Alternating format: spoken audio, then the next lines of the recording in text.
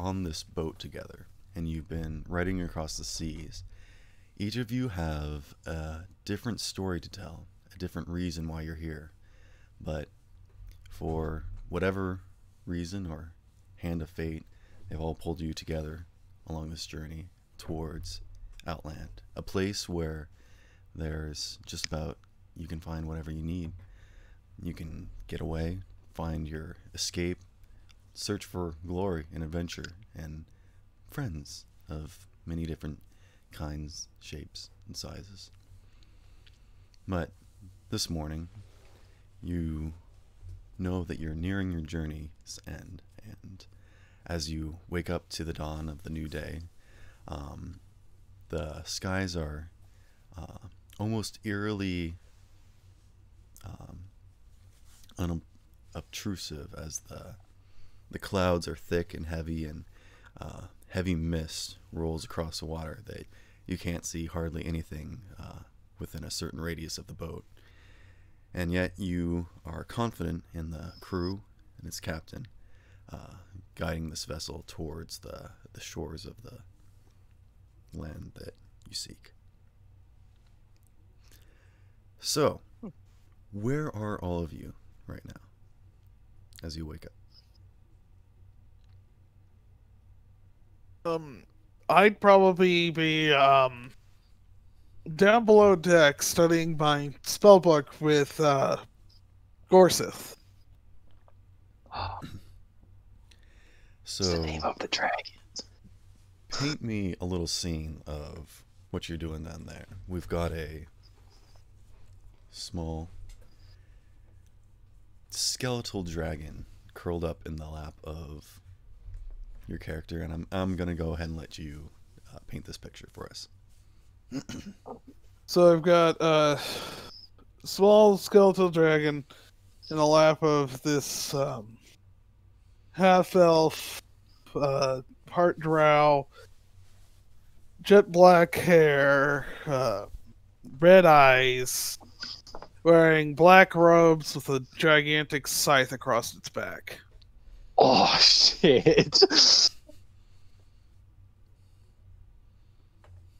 Studying this very large tome that has the symbol of a moon with a blade and a scythe crossing over it. And I would imagine that you are settled up in the hold somewhere amongst the storage and boxes and whatnot, just to get away from the rest of the crew and the residents that are riding aboard the ship. There are some modest living quarters on the below deck, but specifically the hold is the deepest part of the ship. I'd imagine the church didn't pay for very modest quarters, to be honest. Right. You're not stowaway though, correct? Yeah. No. They paid to make me go away. That's right. So as you sit alone, sort of enjoying the solitude and the silence, except for the gentle creaking of the boat and the washing of the waves as the boat moves through the waters, it's almost calming yet nauseating at the same time, and it's kind of hard to focus on the reading, but it's a nice distraction from the monotony of this trip. You don't see many people moving throughout the hold except for a few crew members that kind of don't really pay you much mind other than the occasional sidelong glance and moving stuff about. They don't really ask you any questions much. Mind their own business.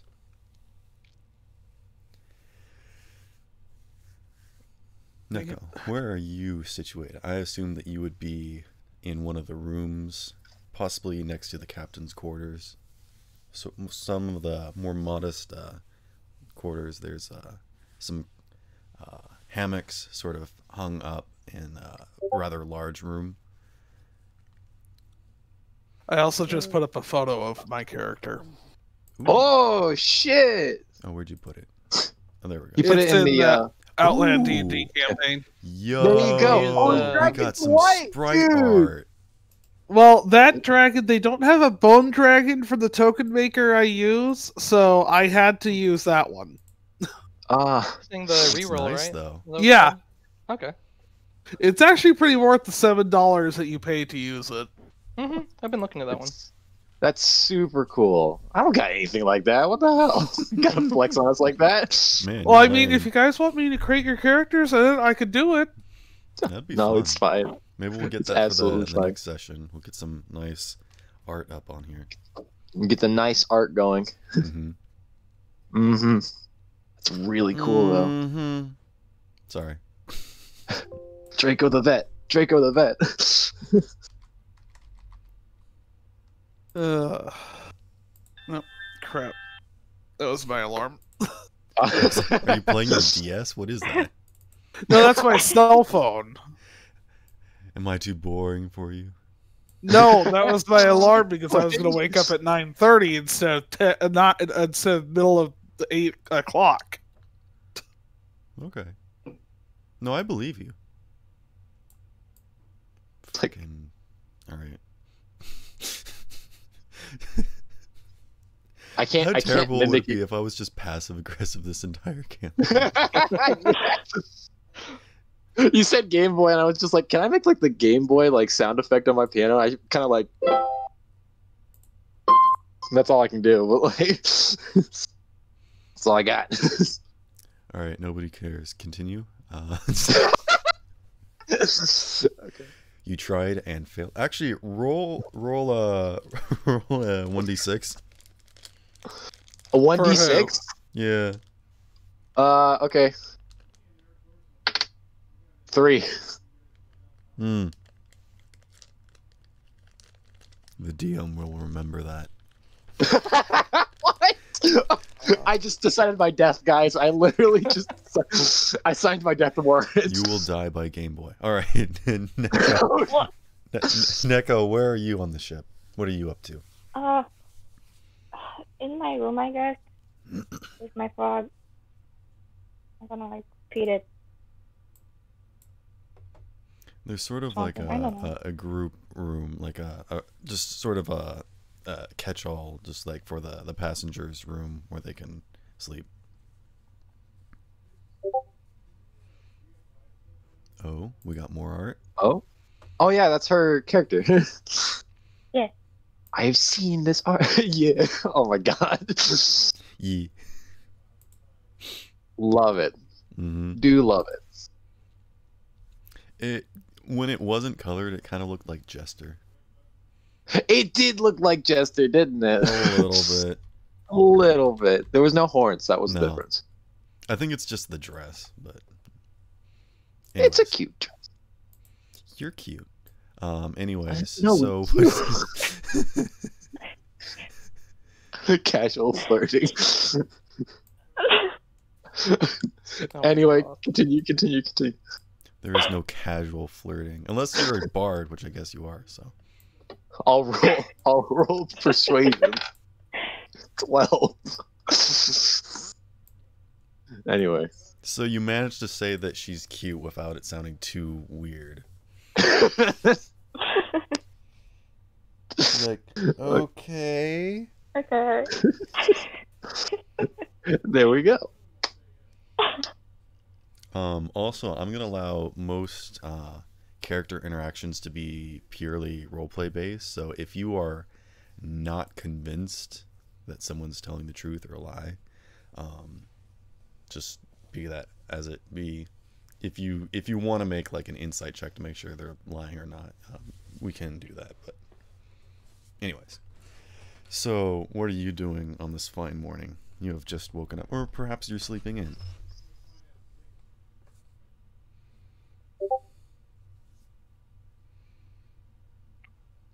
Hello? Who are you talking to? to? And Neko. He's talking Oh, to okay, Neko. okay. Hey. I'm nervous. I'm sorry. No, you're good.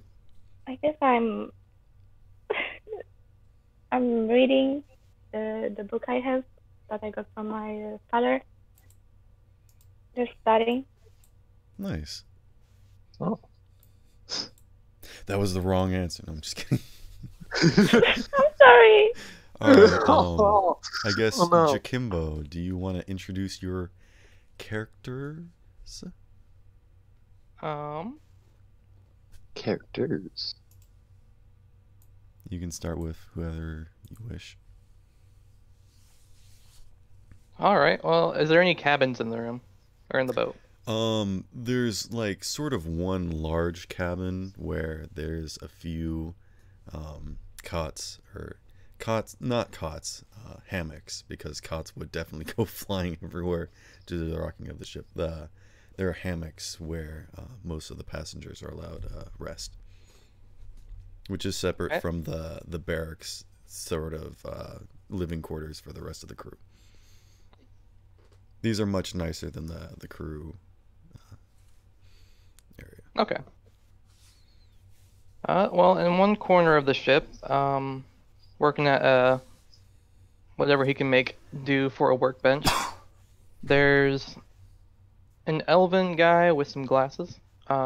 He's wearing some pretty basic robes, but if you look closely, you can see kind of a official-looking crest that might make him out to be a member of a guild.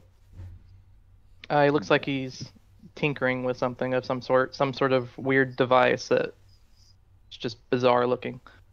But standing off to the side and kind of just passively hanging out against a wall, you also see a warforged, kind of metallic looking humanoid structure guy. He's just kind of hanging behind him at the moment.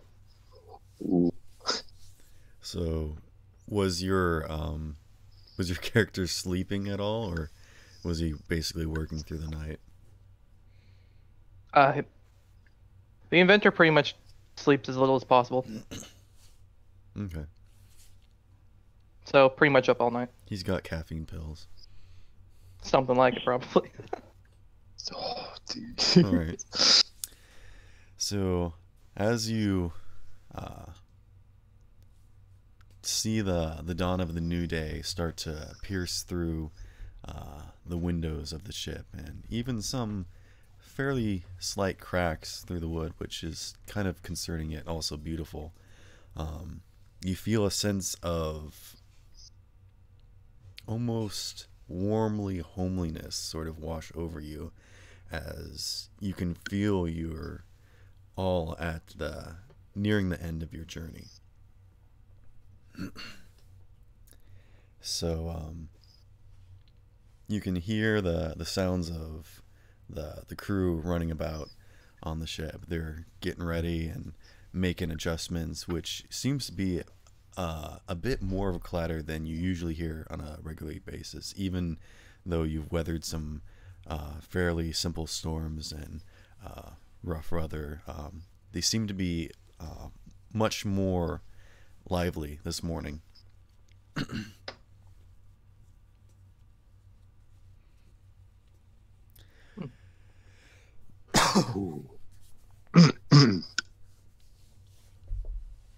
Ugh.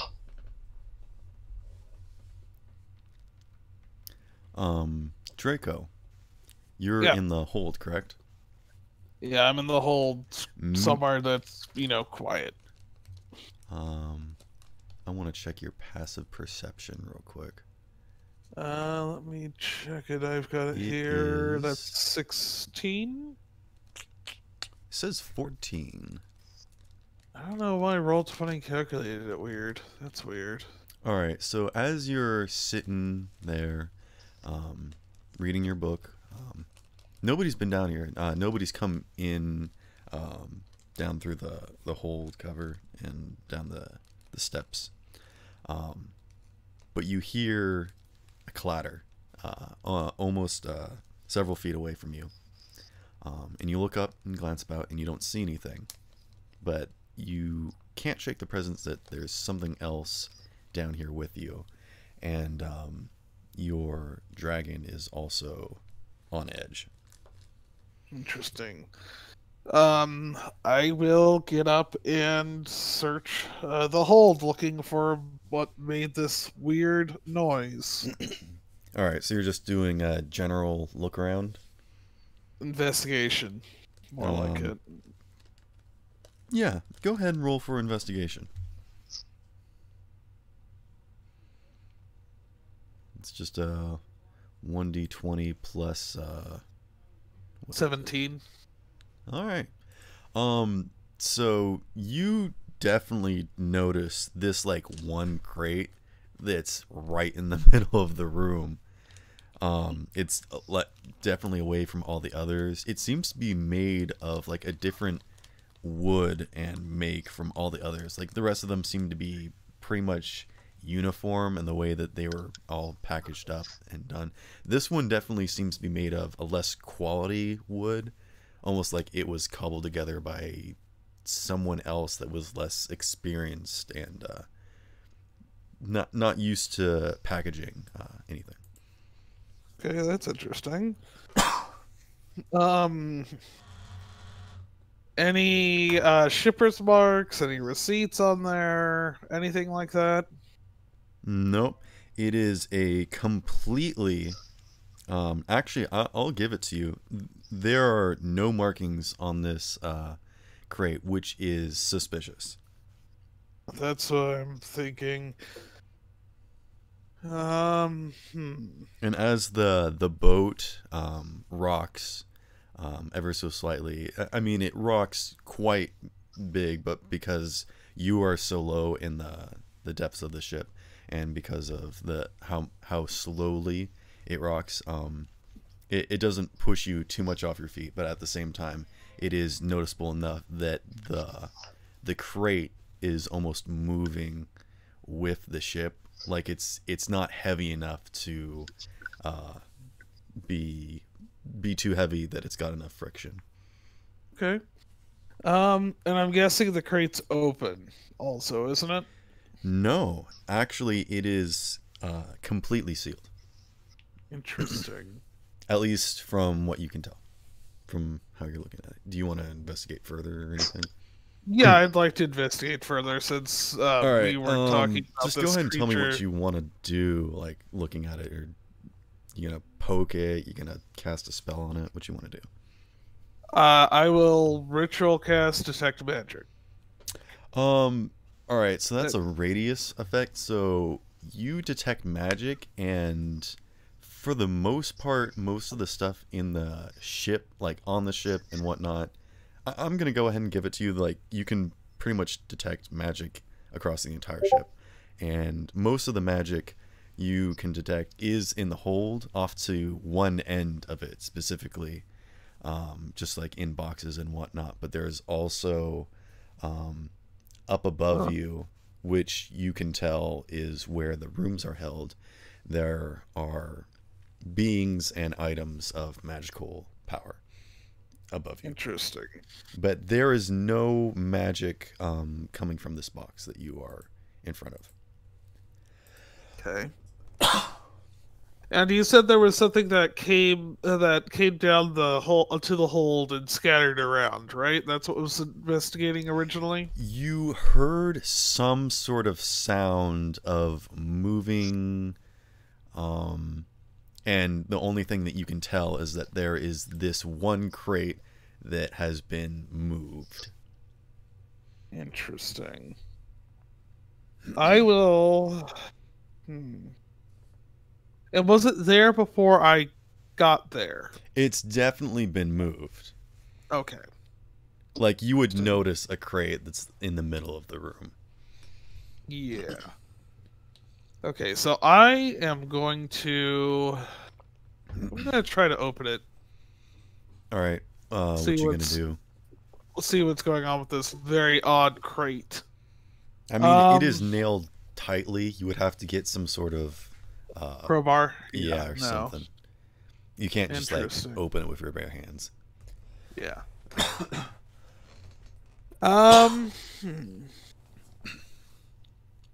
And all you have on you is a scythe, right? Physically. I mean, books, but like. Let's see. Let me check one thing here. Like I can see your spells list and your weapon, but I don't see anything else in your inventory. Yeah, Which no, makes sense, because probably most of your belongings, so to speak, are packed away. Well, the only thing else I have is an explorer's pack, and that's got nothing in it. Okay. So, let's see. Do find it odd that everything else has magic except for this, but not So while you're, it has... I'm gonna throw something else at you. While you're sort of unpacking this mystery, mind the pun, you are just sort of standing, mulling this over, and the box raises up and starts moving towards the steps. Oh, fuck no. Do you say that aloud? No, this is out of character. I had nothing, a gut feeling I know what the hell this is. I'm gonna put another box on top of it to make sure it doesn't move. So I'm gonna have you roll an investigation check and then a strength check to find a decent sized box that you think would be heavy enough but you could lift, and to also lift it up and over on top of this box. So I've got a 24 for the investigation. Alright, yeah, you find a good box that you think would fit right on top and possibly be heavy enough, but you know you're capable of lifting this. And a straight 20, not nat 20. It's just a nat. Yeah, so you see this moving box and you ain't having any of its shit. And you just definitely pick up another box. You don't know what's in it. It might be full of books. And you just slam it right on top. And you hear, ow! Yeah, no. Not dealing with that. Can I identify what gentle this might sobbing. have been? And there was no magic on it, so it's definitely not transmutation. No. You get give me an investigation check. This one's not gonna be hard. 16. Yeah, okay. You can definitely tell that someone's inside this crate.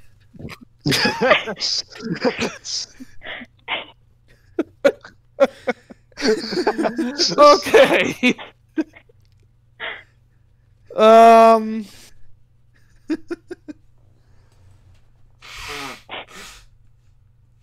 I mean, I could use the scythe to pry it open, but I don't know how much my church would like that.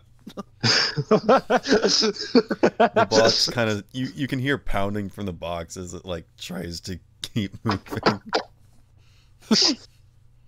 Got you. You hear a gentle, "Oh no."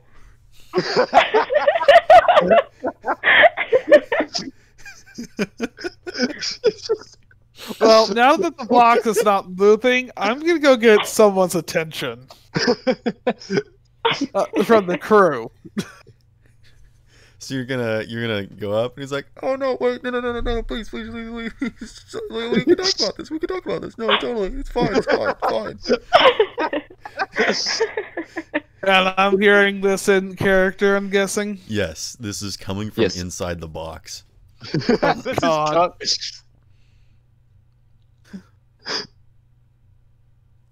What do you want? Why are you pleading with me for assistance? Okay. Okay.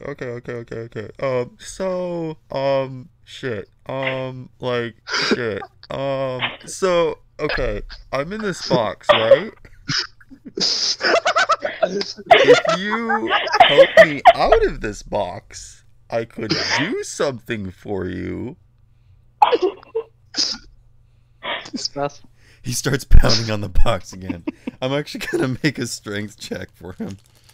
I want to make an insight check to see if he's lying. He rolled a 14, so he actually starts banging it, and it starts to shift the box, and it doesn't come off, but it's definitely like moving around. You can tell that if he keeps doing that, he'll be able to knock the other box off.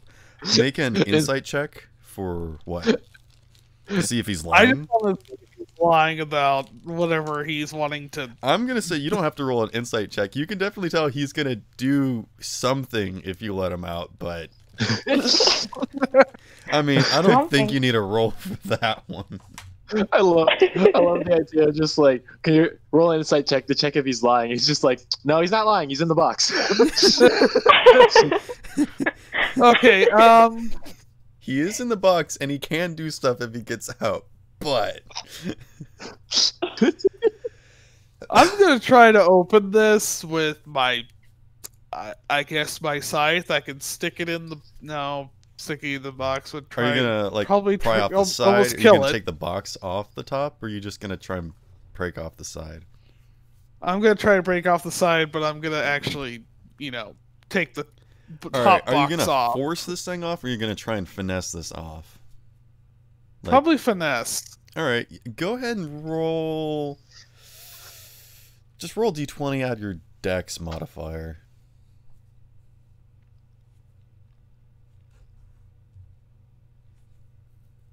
Plus 320. Yeah, Damn. okay, so you jam your scythe into this thing, and he goes, "Ah!" as the blade pierces through it. And with one deft, you just like pop the side off, and inside you see the cowering form of a small male, and he's kind of wearing adventurer's clothes. They're kind of nice. Which is weird, but they're all very like matted and dirty. You can see like food crumbs on him. You can tell that he had like a very small food supply that definitely went like a long time ago. Which is weird. You've never seen him like moving around to get anything else, but you did hear from the crew that some food supplies have gone missing. Interesting. Well, that would explain that. It's like, but please don't hurt me. I'm just hi. He slowly crawls out of the box with like his wrists sort of up and like towards his face, kind of like, see, I've got nothing to hide, but also like protecting his face. I mean, Gareth Thornton's there staring at him menacingly, so I wouldn't imagine that he's scared. Okay, shitless. so I'm not gonna make you roll an intimidation check. He doesn't stand to his full height. He still kind of cowers, but he gets up out of the box. He's like, you would have no idea how cramped it is in there. So my name's Chad, and I stowed away on this ship because, well, you know. He's just there. So what are you doing here? Well, Chad, I got forced to be on this ship, unfortunately, by my church. Thanks to my little friend here. Goddamn religion. He's like, ooh, what kind of church were you into? Not the good kind. Oh, well, you know, potato, tomato. I mean, God kind of sucks, but what can you do? He like shrugs. So you on some crusade, or what's the deal? Oh, that's right. You got banished. That's right. You got forced to leave. So anyway, I'm like really hungry. Do you have any food? Look down at my bag. I mean, I've got a little bit of food here. He what is it? It's literally trail rations. Oh, okay. He's like, oh, well, okay. He's like kind of disappointed, which is like really irritating. All He's the like- food I have readily available. I'm sorry. Oh, you don't have anything else. What about the food that the rest of the ship? I mean, that's not really been very good. I mean, not that I've stolen anything or anything, but you know, I mean, that's not quite. That's quite airline obvious. food. Am I That's something right? that's been going. Airlines. Interesting. Sea lion. What is this airline? No, I mean, I was just confused because you got like a flying dragon. Right? I mean, why didn't you fly that instead of like going across the boat or something? I showed Chad. It's like this thing is tiny. Why? There's no way I'm riding this thing. Well, I mean, it's a dragon, right? Dragons are magical and super powerful, right? I mean, I've never seen one before personally. I mean, I've seen picture drawings. I didn't realize they were this small, though. But I've heard they can do, like, awesome stuff, so I don't know. No. Well, Gearsword here probably would not appreciate being ridden. My goodness. How does, I don't know how to pronounce his name. How does he Gearsword. What? Gearsword. Gearsword. How does Gearsword respond to these accusations? Oh, he's hissing. He doesn't like to be ridden. He's more respected. He likes to be respected more than being ridden like a horse. Can he talk? Oh, he can talk. He's just choosing not to. It's like, oh, it's okay, good kitty, and he like bends down and starts petting the dragon.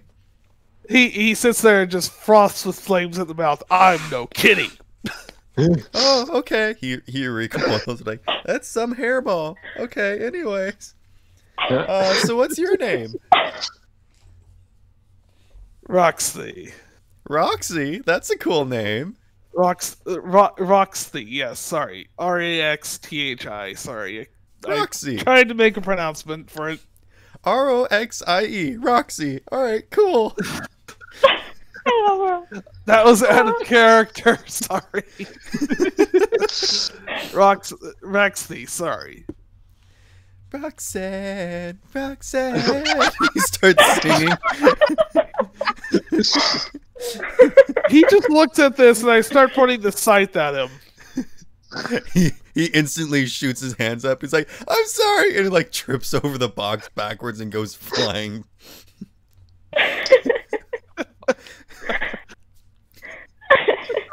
It's just He's like on his back with his feet up in the air, propped up against the box. And you can notice that his boots are very well made.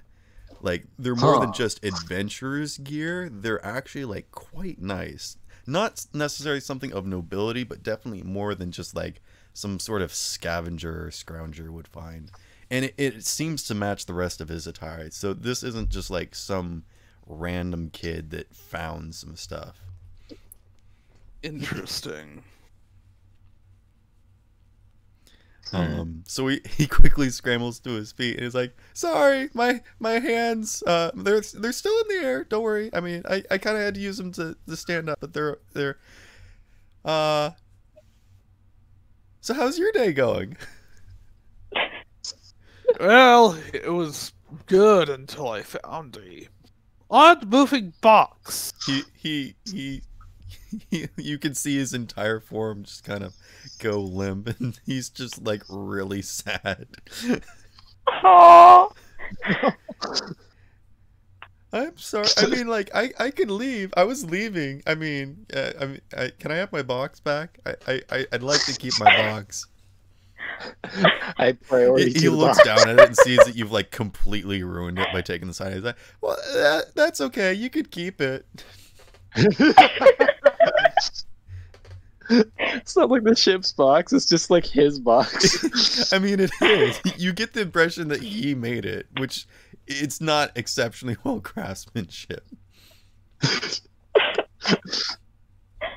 Oh.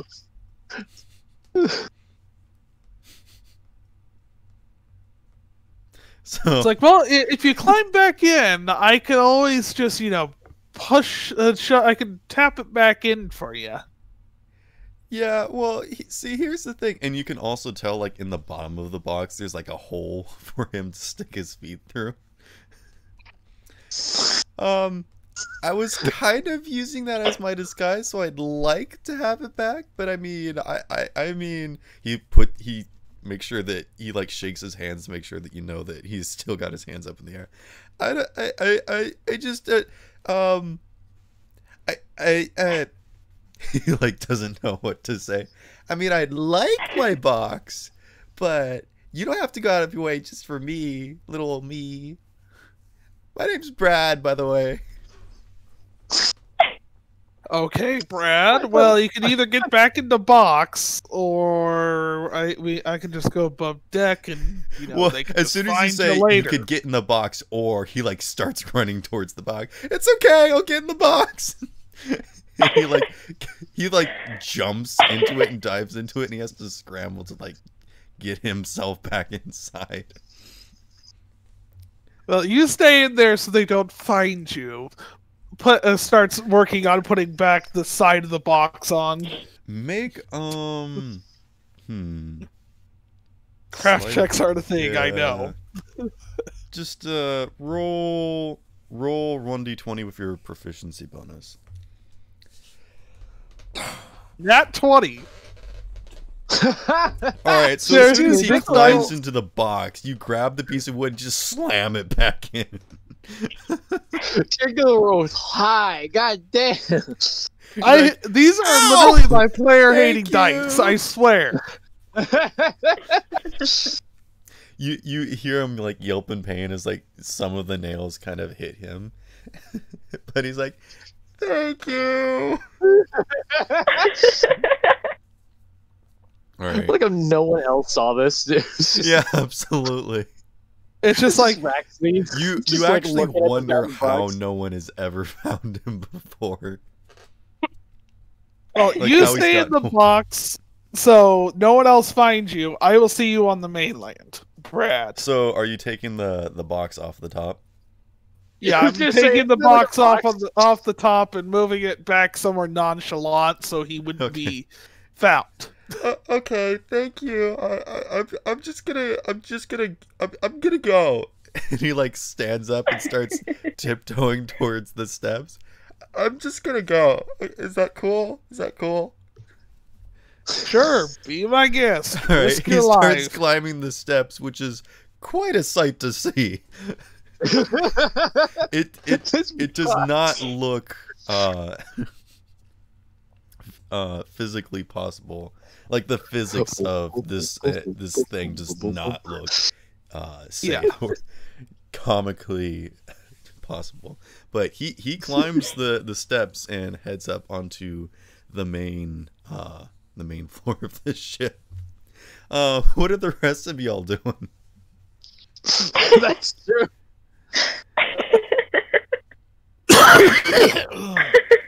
By the way, does anyone else know who this character is? I think Neko does. I'm gonna cry. I have no clue. Okay, it's a character from Just Roll With It. I know him. I love him. Oh, is it? My God. Great. That's awful. Oh. This little box I mean, man. totally not stolen own original character. His name is Chad, not Brad. So He changed his name. original though, content, so- do not steal. Original content, do not steal. All right. Chad the box man. So Neko's just reading. Jakimbo, your character stayed up late. Is he like getting hungry or anything? He's hungry. He's exhausted, but he's completely engrossed in messing with his little gadget on the table. Okay. So he's not gonna be doing anything this morning. Not gonna go outside and enjoy the fresh air or anything, like get stretched. I mean, he knows that the journey's almost closed. I'm guessing that's a hint. Well, no. Excuse me. Excuse me. Take anything I you will can. say that as you're reading your book and tinkering with your stuff, you do hear a clatter out on the main deck. Bruh. And you hear a very faint voice go, As, since he's a very curious person, I guess that will finally snap him out of his little tinkering-induced trance. Sets down his weird little project. He'll tap a little.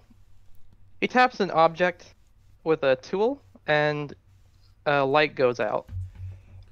And then he'll start wandering towards the the sun ladder, I'm guessing? disappears. Or towards the staircase, and says, "Come along," as he waves towards his little Warforged companion. So as you open up the door,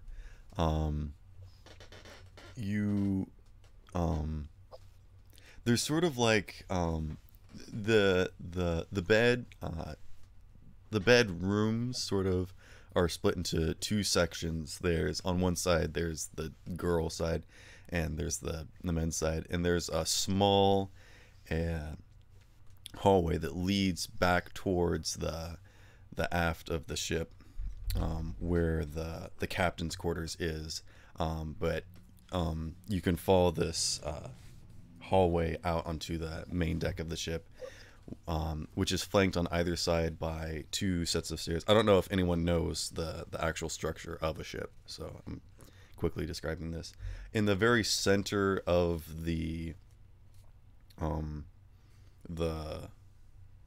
deck of the ship, there is a very large wooden grate, I guess, which leads down into the hold of the ship, but it's several steps down. There's a raised area on the aft of the ship, which is the back. I guess I should just say the back, which is raised, which is where the living quarters are. So the living quarters are on the same level as the deck of the ship, which is where everyone walks about in the open air. So as you exit the room, I'm going to say the left side, so the port side, if you were on the ship looking forward where the front of the ship would be, the left side is where the men's side is, and the right side is the female side. So the starboard side is the female side.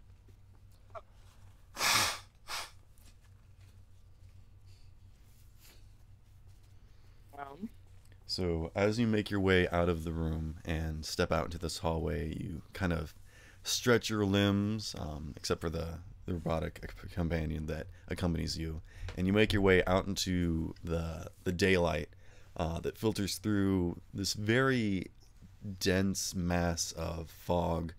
But you can look up and you can see blue in the sky above you. It's just hard to see anything else. You can't even see a mile out in front of you because of how dense the cloud cover is. And he says, and right in the middle of the deck there is a box that is sort of off kilter, and people move to and fro across the ship. Some are scrumming, some are moving ropes, and they're climbing up and down various parts and working mechanisms of the ship to adjust the sails and whatnot. And you hear a large booming voice from behind you. "Ah, good morning." And you can shush. You turn to see the captain of the ship, and he's propped up very proudly behind the wheel of the ship. He's like, "Lovely day, isn't it?" And he like looks around with this big old grin as he looks at just the terrible weather that's nothing to see. "You see these clouds rolling in?" And he kind of gestures a finger towards all around him. "These kind of things only happen when we're getting close to the seaside. We've got large mountains near the coast that prevent the clouds." And he kind of like starts going on to the spiel about how he can tell that we're getting close because of the cloud cover is rolling back towards the sea coast.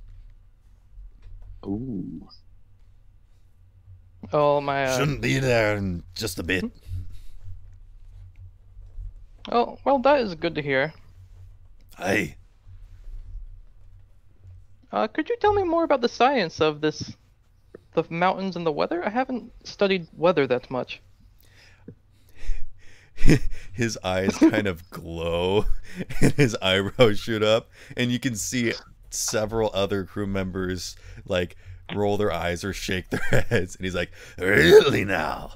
Oh, I could tell you many a story about," and he starts going off into this big old spiel about how he was once this great academic scholar, and he studied the skies and the weather and the stars, and he's like, "Only by chance did I happen upon a boat and realize that my true calling was the sea." Can I do an insight check on him to see if he's actually or telling the truth about that? Yeah, sure, go ahead. Okay. I got a 9. All right. So you don't really know if he's telling the complete truth, but I mean, looking at him, you can tell that some of his appearance is sort of made up, and a lot of his backstory is in such a detail that you can tell that he was a learned, almost scholar fellow, and he really tried, like the pirate, the shtick that he's really going for is kind of old-fashioned, but he's really putting it on heavy. And he's got like this big old like coat and this hat, and he's got like a fake hook that's like tucked into his belt that he likes to brandish on occasions. And you would know this from the journey that he's more of an actor than really an old sea dog. I'll looks back to his robot companion and kind of whispers to him, "Take close note of this. Seamen are very kind people, but they tend to over-exaggerate some things, so don't take everything for what they say. But don't just write it off either." He starts telling stories about how he caught fought all these sea monsters and caught these things, and by the time that your robot has finished taking notes, he's written Moby Dick. He just like starts going off into random tangents and stories and retelling the old days, and then finally someone comes in and goes, "Hey, Captain, we need you to come take a look at something." Just like anything to get him to stop talking. Like, "Hey, all right, show me where you landlubber." He's like, I work with you. All right. Anyways, over here, we've got this strange box on the deck. The box! Oh no! And as you turn, you can see that the box has definitely moved, and it's slid up against the wall, and it's almost scooting past you back towards the hallway. But once you turn to it, it stops moving. I'm gonna go up to the box and try and investigate it. All right, roll an investigation check. Okay. Where's my button? 8. Yeah, so that's a box. It's very box-like. It's made out of wood. It has nails. You turn to your robot companion, you're like, "You see this? This is a box. We humans use it to store materials." And the robot almost, it wishes it could roll its eyes. But you do notice that there are marks where the side of the box was damaged due to some blade piercing it, and some of the nails on one side of the box looks loose. Is there any like holes that I can peer into? I mean, one side of the box is definitely not as nearly attached as all the others. I mean, it's not a very well put together box to begin with. I'm sure you could find some hole to look into or some large crack. You don't really see anything though. It's just dark. I want to pull out like a smart pickup. Is there any like debris lying around the box? There are some weird food pieces, like trailing from the box that leads back down the holes. And Mike. you can hear munching on the inside.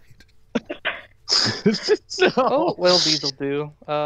He goes over and picks up one of the random food bits and pulls out a very strange looking tool and kind of taps it to the food. And it starts giving off a pretty good light. And he wants to chunk it inside the hole and see what he can see inside.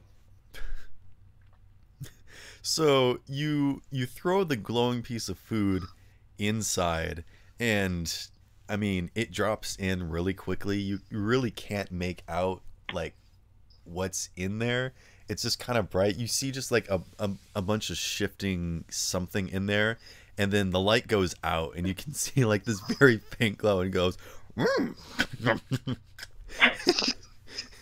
I knew I left that somewhere. Hello, is someone in there? No. That sounds very convincing. How are you today? Why are you in a Hold box? on, I'm gonna roll a deception check. What's that? No, I'm just kidding. Oh, He doesn't believe you. So what'd you say to him? How are you doing in there? yeah, how are you doing? Why are you in a box? I mean, no. Did you get the budget package? I heard about these. Meow. Right? Meow. Right?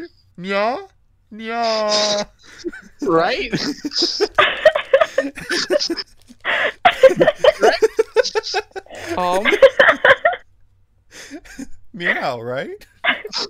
I'm pretty sure that's right. By now, Meow. I'd be coming up on deck looking for the box, right? Wait, so you're coming up onto the deck? I'm looking for where the hell this Brad went. Okay, so you did follow him up the stairs onto the main deck. So Yeah. you lift up a hatch and you almost hit someone that's going past, and they're like, "Hey, watch it, buddy!" And he like kind of sloshes some water as he's moving buckets around. But you make it up on the deck pretty well, and in front of you, you don't even have to roll a survival check to see this literal breadcrumb trail leading to this box with this wizard fellow and a mechanical being standing next to it, and they are near the hallway that leads back towards the captain's cabin quarters and eating area.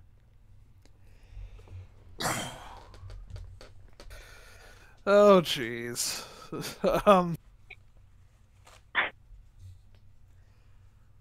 Sorry, sorry. I turned push to talk on for a moment while I was coughing really bad. Oh, You're good. Why did I'm gonna wave my robot companion to kind of open up the lid. All right. How is he doing? Is this finesse or is this strength? Is he gonna try and does he know how to open boxes, or is he just gonna try and tear into this thing? Lock it. I'd say he knows how to open boxes. All right. Roll strength plus dexterity. He just punches right through the box Yeah, and that's he what I was pulls it out. The entire side of the box is on his arm now. Voyage smash. Smash. 19. Nice. Yeah. Okay. So he pulls out each of the nails individually, and the box kind of starts to disintegrate. And there in front of you is a small cowering form of Chad, excuse me. Why, hello there, sir. Why are you pretending to be a cat in a box? Well, because I'm like one of those feline people, and he like puts his hands up and motions them down like he's doing the paw thing. He's like meow meow. I'm one of those cat people. I don't remember what they're called. I'm sorry. I don't see much fur on you. I'm a half breed, halfling thing. One without the fur. You see one of the I've never crew heard of such a members walk thing. past and be like, "Oi, Chad, you causing problems for the people?" It's like, no, it's fine. I'm just meeting new people. he Making gives him a I'm making weird stink eye. You can tell that Chad has definitely been found before, and they're just like okay with him because they know that he's not of any threat. I'm gonna go. I mean, that's fine. That's fine with everyone, right? He like looks around and like, everyone's fine. I suppose we're fine. Yes. He jumps to his feet. My name's Chad, and he thrusts his hand out that it actually like pokes you in the stomach. He's like, oh. Take a step back, and hesitantly reach out, but lightly hold his hand that looks pretty filthy at this point. I'm He guessing. grips it and starts shaking it furiously. Nice to meet you. So what's your name? I am Riordan, and this is my companion, Proto, behind me. He waves to his takes warforged. his hand and withdraws it. Actually, he doesn't even let go of your hand, but he just swings it over to Proto and almost pulls you off your feet if you don't let What go. was your character's name again? I know Proto, but Riordan. Riordan. Riarden. Yeah, Rick Riordan, yeah. the novelist. Oh. Not quite spelled that way, but good enough. Yeah, that works. Anyways, you're not here, so shush. I'm sorry. Don't be rude, Proto. Just copy what I did. And he reaches out, exactly the same as Riordan does, and Roll a strength check. Oh no, he's going to break it. 11. Yeah, you can definitely see Chad's face. Ah, this is gonna be so hard. Chad like grimaces like terribly. He's like, it's nice to meet you. Not so hard. Not so hard. Just a light grasp. Your light grasp, like you do with the containers and the bottles. Not. Don't crush him. He forces a smile and then like pulls his hand back and like starts massaging it gently. I apologize. He's very new. It's okay. I'm new too. I mean, I'm old enough that it's okay for me to be on my own. I'm not a child. I mean, my Don't name's... think being on your own is dependent on your age.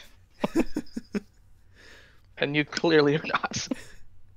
I mean, I've never been outside much before. People don't like it when I go outside. I don't know why. I cannot imagine why.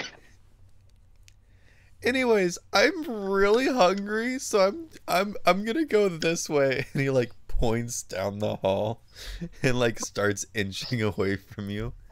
It's nice to Just meet kinda- you, and I'd love to hear your backstory or like whatever you want to talk about. Like I'm always here if you just want to talk or anything. And he like kind of looks back down in the box like, but it's okay, it's fine. That guy just kind of gives him a very strange and quizzical look and a half wave. Take care. Yeah, I'm used to that. And he like kind of starts walking down the hall. And then someone steps out of the captain's quarters. It's not the captain, because the captain's up top. But he's like, "Hey, Chad, not going to the captain's quarters again, are you?" He's like, "Oh no, it's fine. It's totally fine." Like, Chad, and he like gives him a really bad stink eye. He's like, "Okay, well, I won't. Okay, I won't." He gives him like a really like deep scowl that like makes Chad like bend over backwards and then brushes past him. He's like, So anyways, and he starts walking back towards you. Have you guys got any food?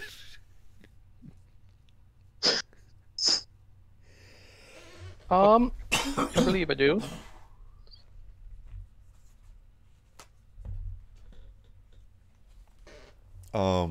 The guy that Go walked on. past all of you says, "Hey, grub's in just a couple hours. All right, just hold on. We're making it right now."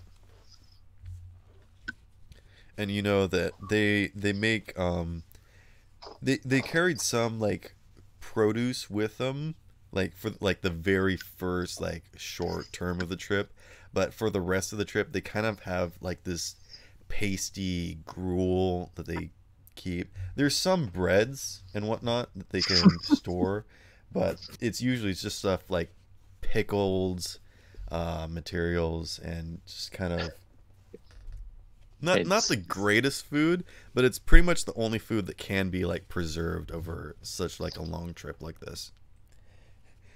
I'll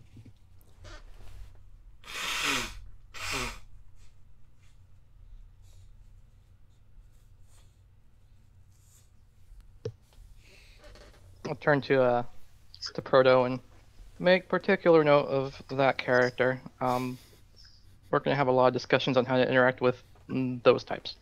Proto's eyes glow. Thought detected. Um, Ain't no thoughts on my ship. So,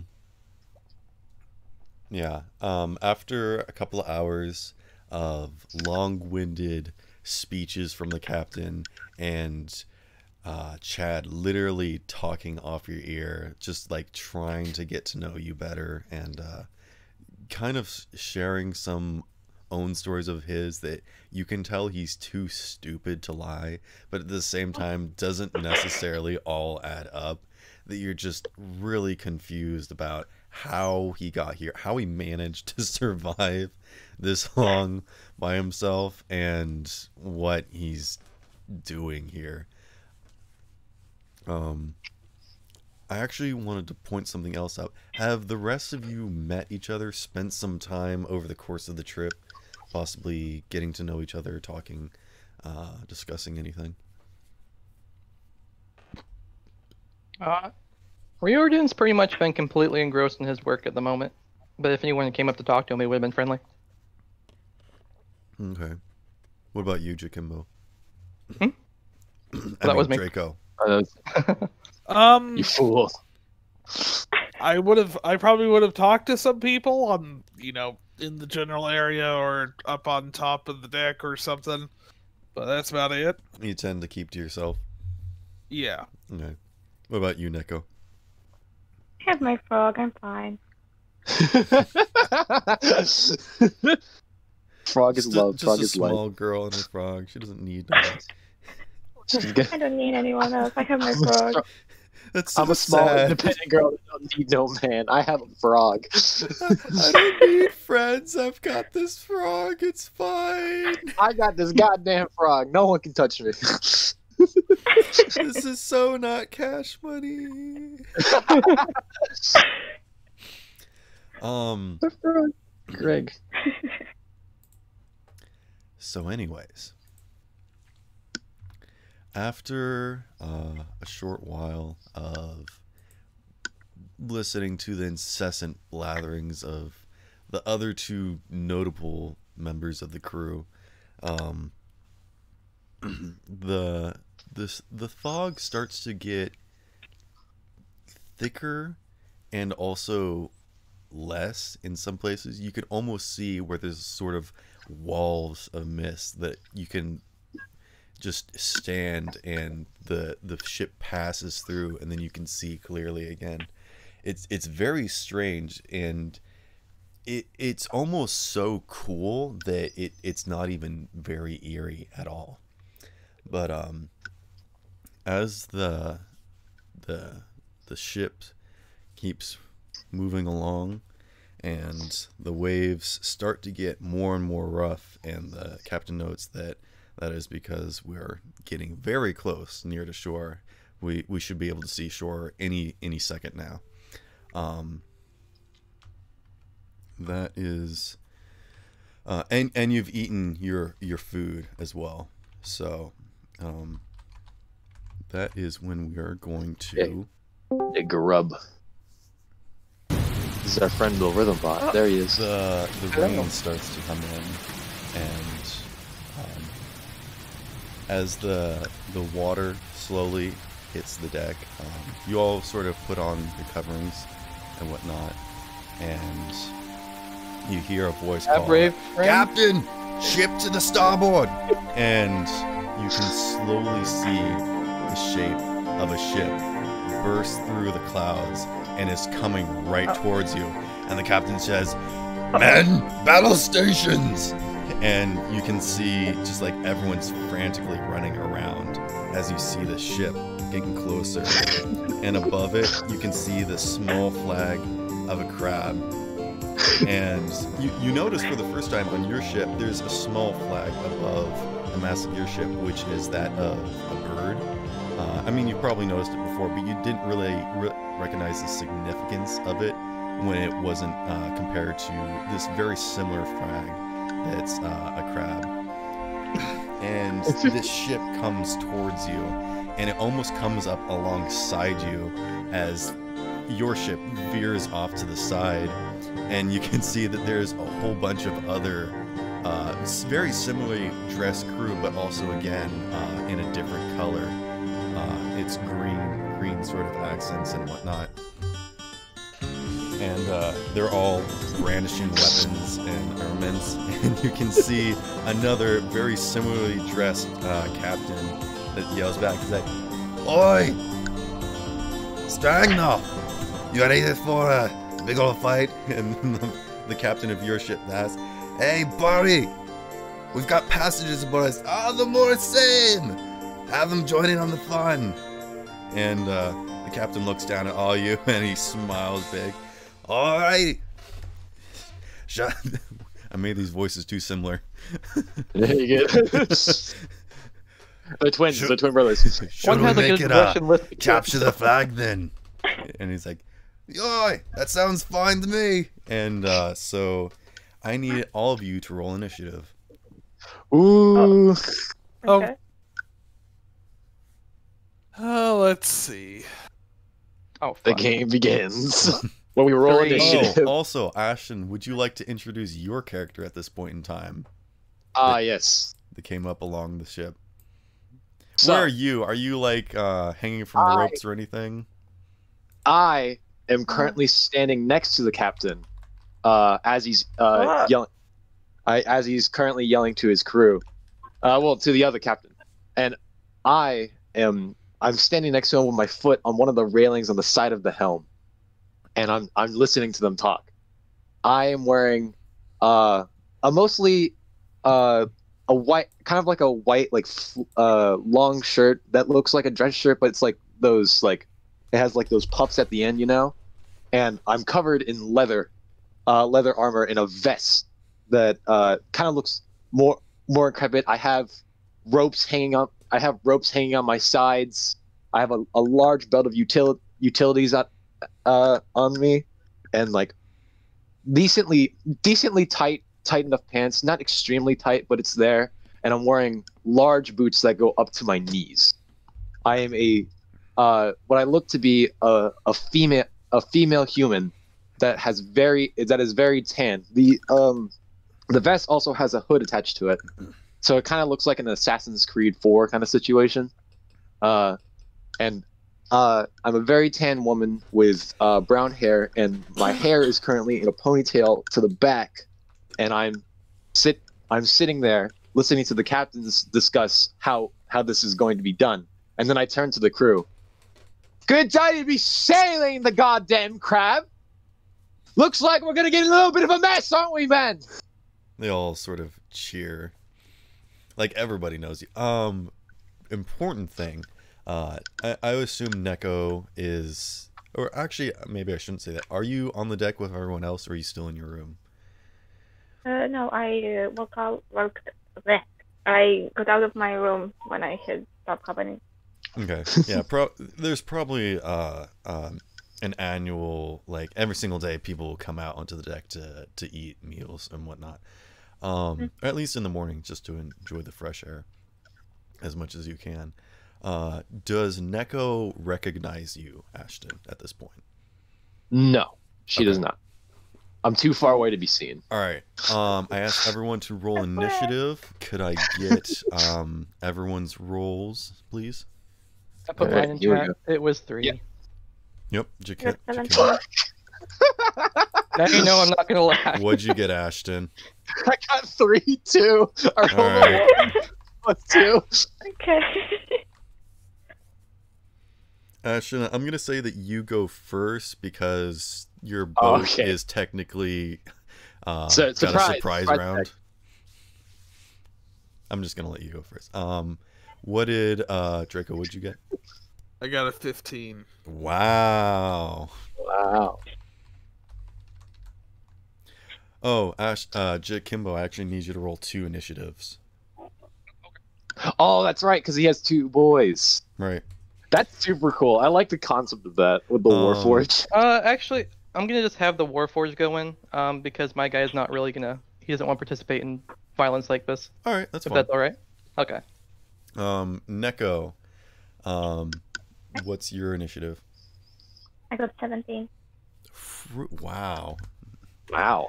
All right, so we got 2 really good people and 2 not so great people. All right, so Neko, you actually go first. Oh. So you've got this enemy vessel that has just pulled up alongside yours. The captains are bantering. You can tell that this is basically some sort of rite that happens when boats come in. They kind of like to mess with each other and raid each other. And you heard the captain shout, "We'll settle it through capture of the flag." What would you like to do on your turn? There has not been any sort of boarding boards or ropes across the either of the ships yet. Okay. Can I like go ask someone what it's about or something? Like a staff You member? can speak as a free action just at any point in time, even during other people's turns. Did you want to Okay. move?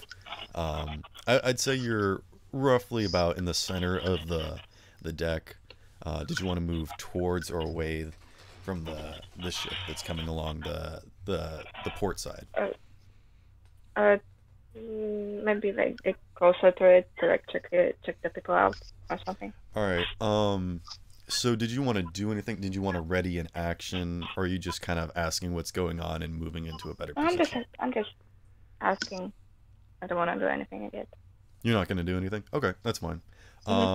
Draco, you are next. Actually, before Draco, the captain on the other ship pulls out his cutlass and starts brandishing it. And you can see that this is getting the other men excited as they're getting ready to fight. And now it's Draco's turn. I mean, are we talking, are we talking knock the other people out or kill them? I mean, it is another pirate vessel that is raiding you. You don't really tell if it's for fun or if they're actually like trying to raid you. But I mean, people are brandishing their weapons, so. Okay. I am going to cast Mage Armor. Okay.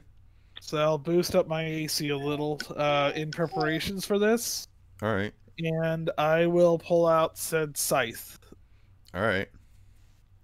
So you see this slender form of this half drow sort of reach back and grab a hold of his scythe, and as he slowly pulls it around, you can see this shimmering light that sort of appears over his form, and he just swings out his scythe in just like the most wicked badass way possible. And you can see several of the other pirates on the other side of the ship kind of like look at each other like, oh my gosh, I didn't realize we had a badass over here. Oh God. And actually, it is their turn. So, for the sake of simplicity, I'm just gonna say that they're gonna start throwing ropes and boards.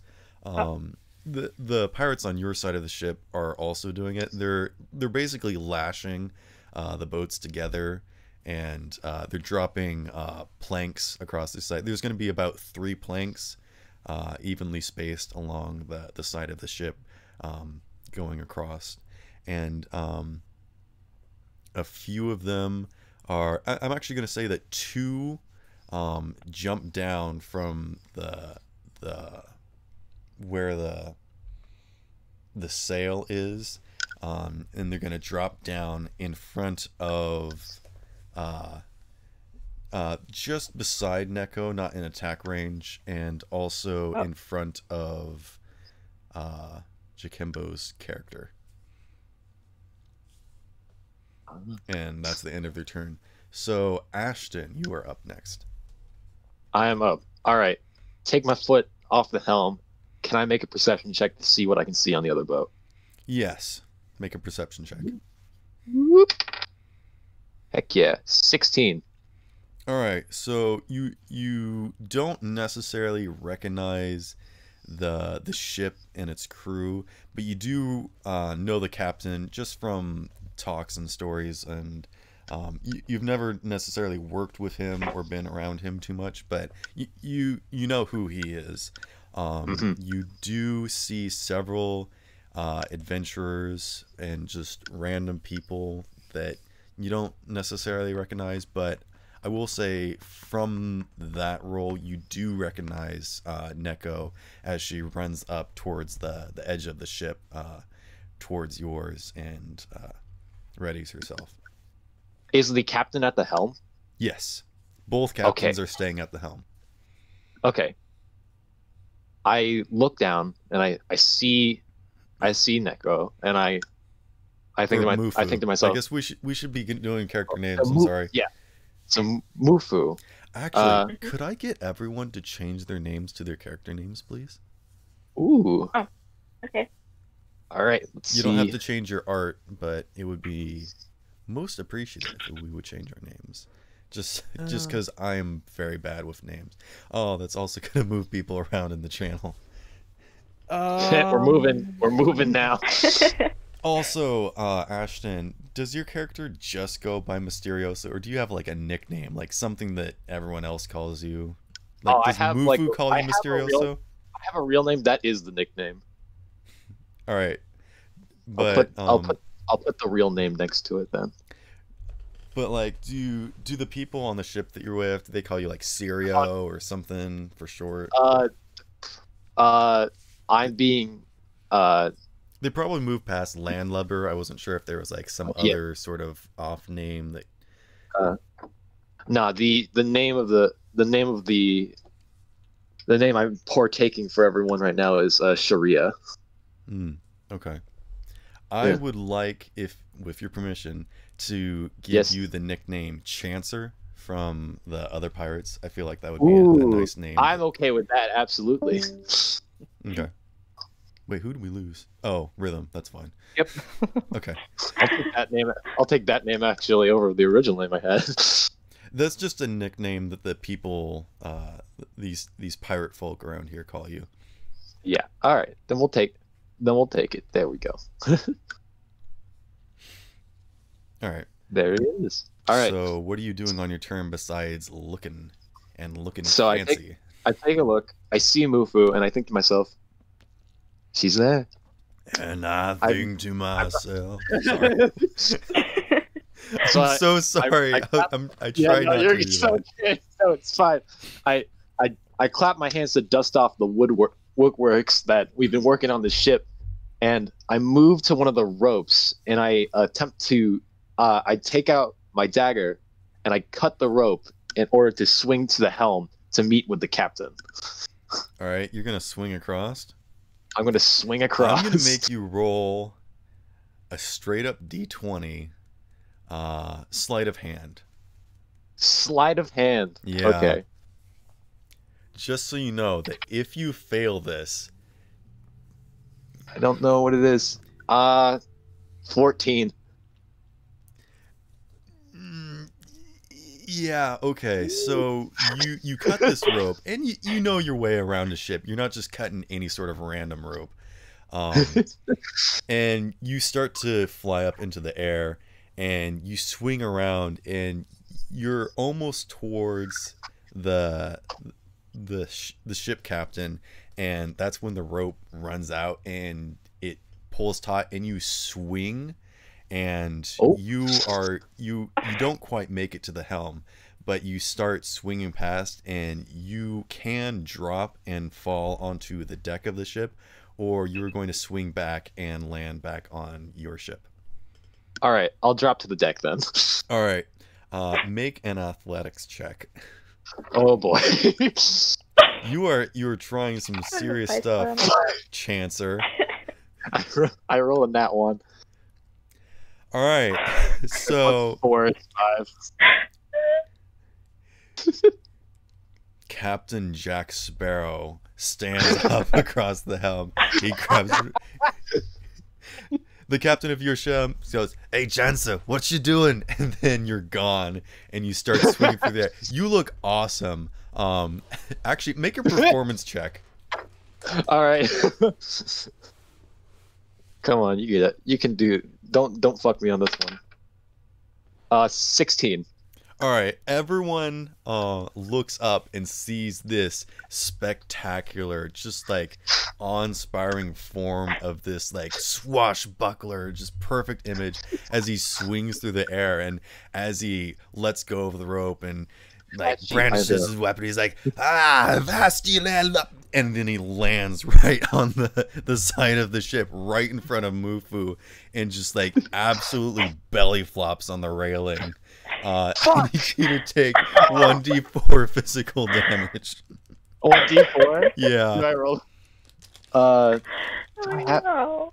Where the fuck is my d4? Oh. I can roll it for you if you need. Please do. Please roll. Okay. That's 4. That's 4. Oh my god. So I take 4 damage. You take 4 damage, and you are directly in front of Mufu. Oh my god. No. I land. Fuck! Ah! So I need to work Mufu, on that. this amazing person lands in front of you and just go, fuck! God damn it! Fuck! And I looked so cool, too. Hello. I was very close. Hi! Are you on my side? No. You're not?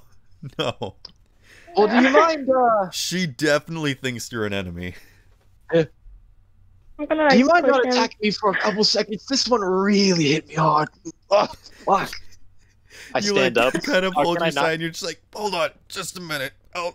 Am I prone? Am I prone, or like can I just like stand up? I'm Actually, gonna say for my that since you are I on the haven't changed railing, my action. I will I- allow you to stand prone or Yeah. stand up, but you are gonna be Yeah. on the outside of the ship, so Yeah. you're gonna have to climb back inside the railing. So your movement's gonna be halved, and you're gonna have to make an athletics check to get on the ship at the start of your turn.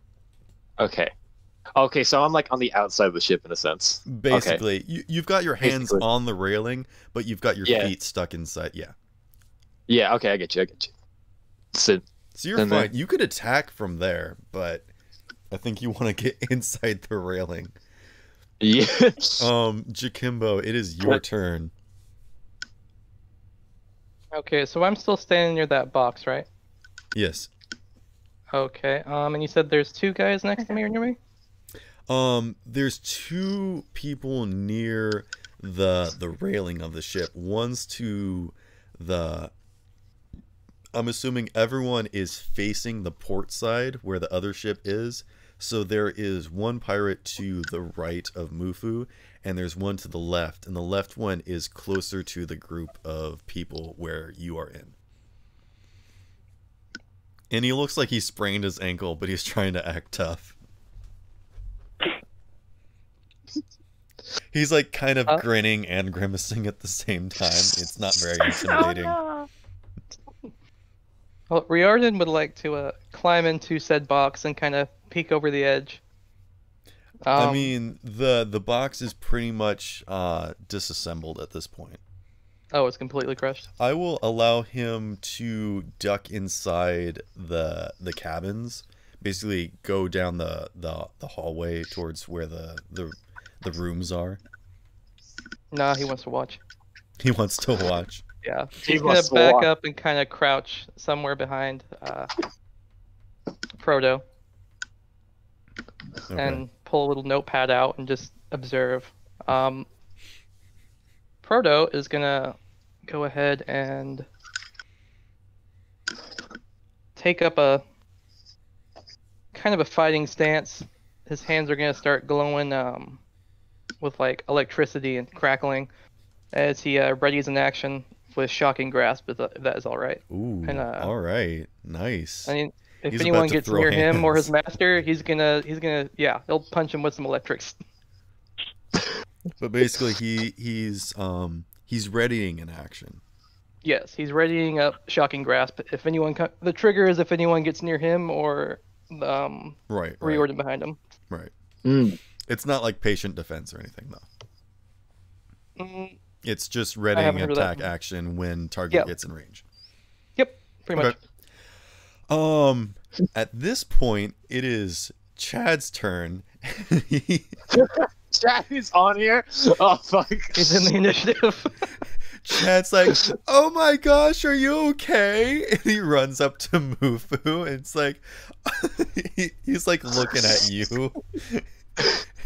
That no, looks I'm like fine, it thank you. hurts, and he's got like this face like, it does. ooh.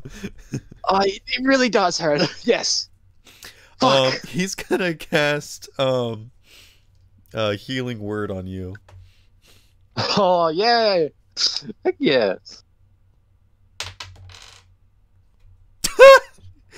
You are healed for 1 point of damage. That's Yeah! a crit fail.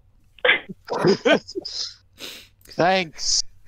He's like, "Are you okay?" And he just kind of like puts a hand on you. There, it's okay. Thanks, You're I guess. really cool, by the way. Thank you. Oh my. You're like, "Oh, yeah, thank you. Okay. Yeah, thank you. Is my jewelry damaged by any means? No, you look fabulous. Thank goodness. I checked my earring to make sure it's there. Make an investigation check. Okay. Whoop. 9, I think. Yes, 9. You notice that most of your stuff is there, and you're pretty sure that like you didn't lose anything while you were flying or falling or anything. You didn't lose it. You're pretty sure. Okay.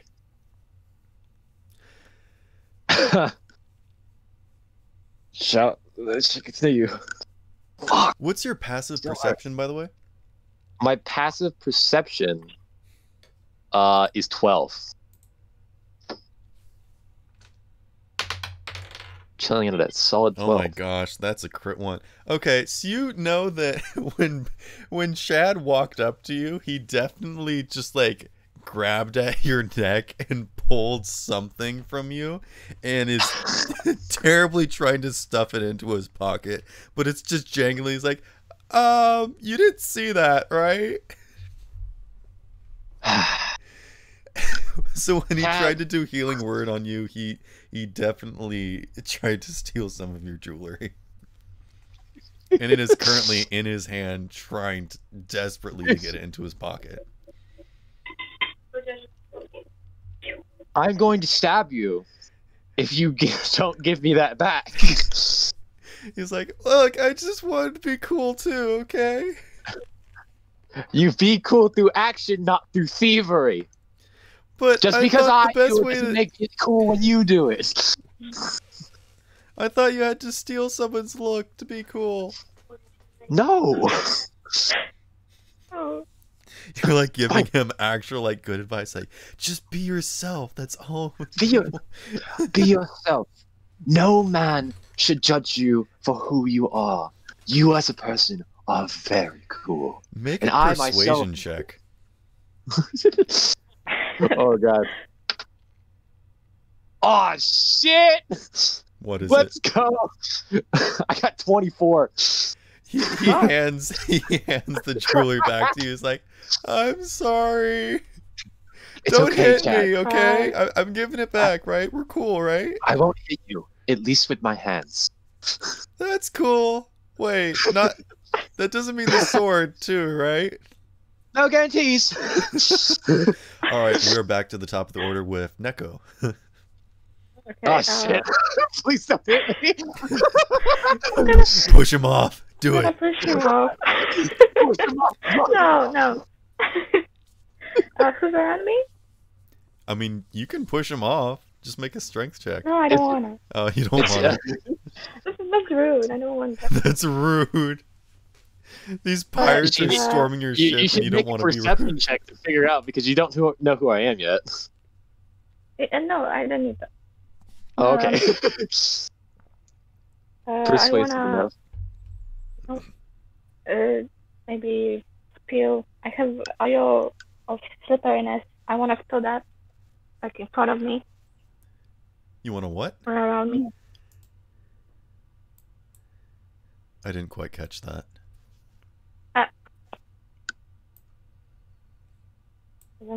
I have oil, an oil. I wanna spill that around me so like he would slip if he gets close or something. Mm, Was trying to throw an oil. Oh, throw an Yeah. oil. an oil. Okay, Mhm. where is she throwing it? Around me. Around Like, her. in She's front of throwing me? the oil around her. Like spilling it. I don't know.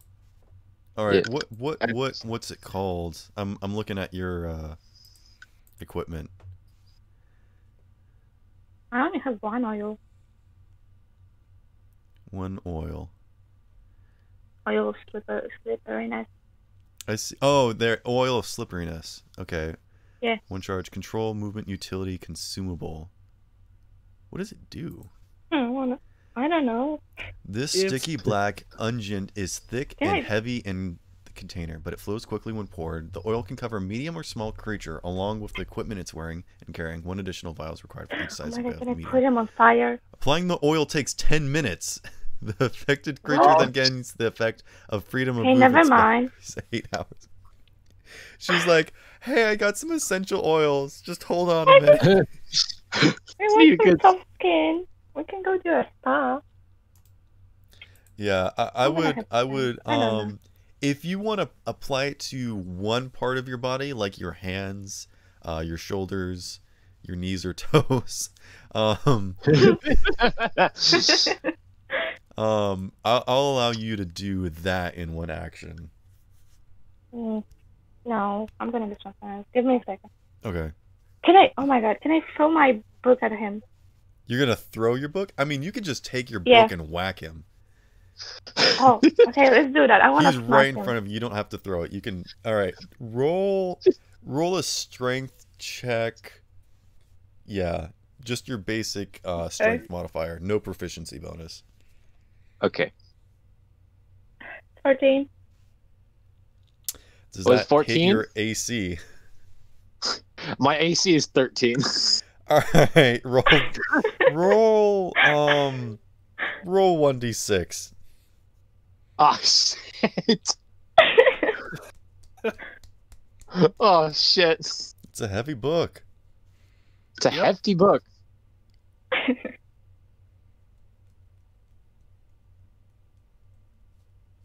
What'd you get?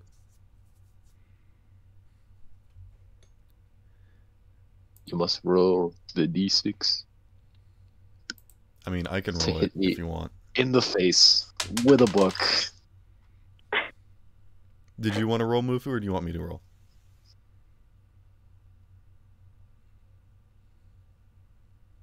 Hello? Hello? Did you want to roll Hello? for your damage, or do you want me to do it? It's a 4. It's a Oh, you- 4? a Jesus Christ. That's what I rolled too. Ah, Jesus. I'm just getting battered. Yeah, okay, so she does not like your face, and she just takes this book and just two hands it and slams it right down on your noggin. I'm gonna need you to make an athletics check to stay holding on to the railing. I'm going to fall. Oh, I better not jeez. fucking fall. It's like 15. Yeah, you're fine. Okay. Jesus Christ! God damn it. Ow! So the captain yells, your captain yells to you like, "Oi, Jansen, what you doing?" I'm in a little bit of a situation, thank you. So it's the captain's turn, of your ship, the ship that everyone's currently on, and he goes, "All right, everyone, give them no quarter." And I cannot nail down this accent. And he pulls out a pistol, and he's going to attempt to make a ranged attack at the other captain. Oh shit! Friendly Which game. misses, and the other captain goes, "Oi, what you doing? I thought this was friendly banter." And he like pulls out his gun, and now he's gonna make a ranged attack.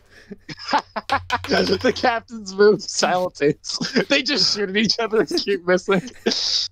Yeah, so this one hits, and it like shoots. Let's see. So I fired again, and then I missed, and then I missed again. This one shoots him right in the hook that's on his belt, and it like sinks into his thigh, and he's just like and he like kind of starts to lean and pulls on the wheel, which causes the entire boat to sort of shift, but they're also like lashed to another boat, so you're definitely off course now a little bit, but there really hasn't been that much rocking.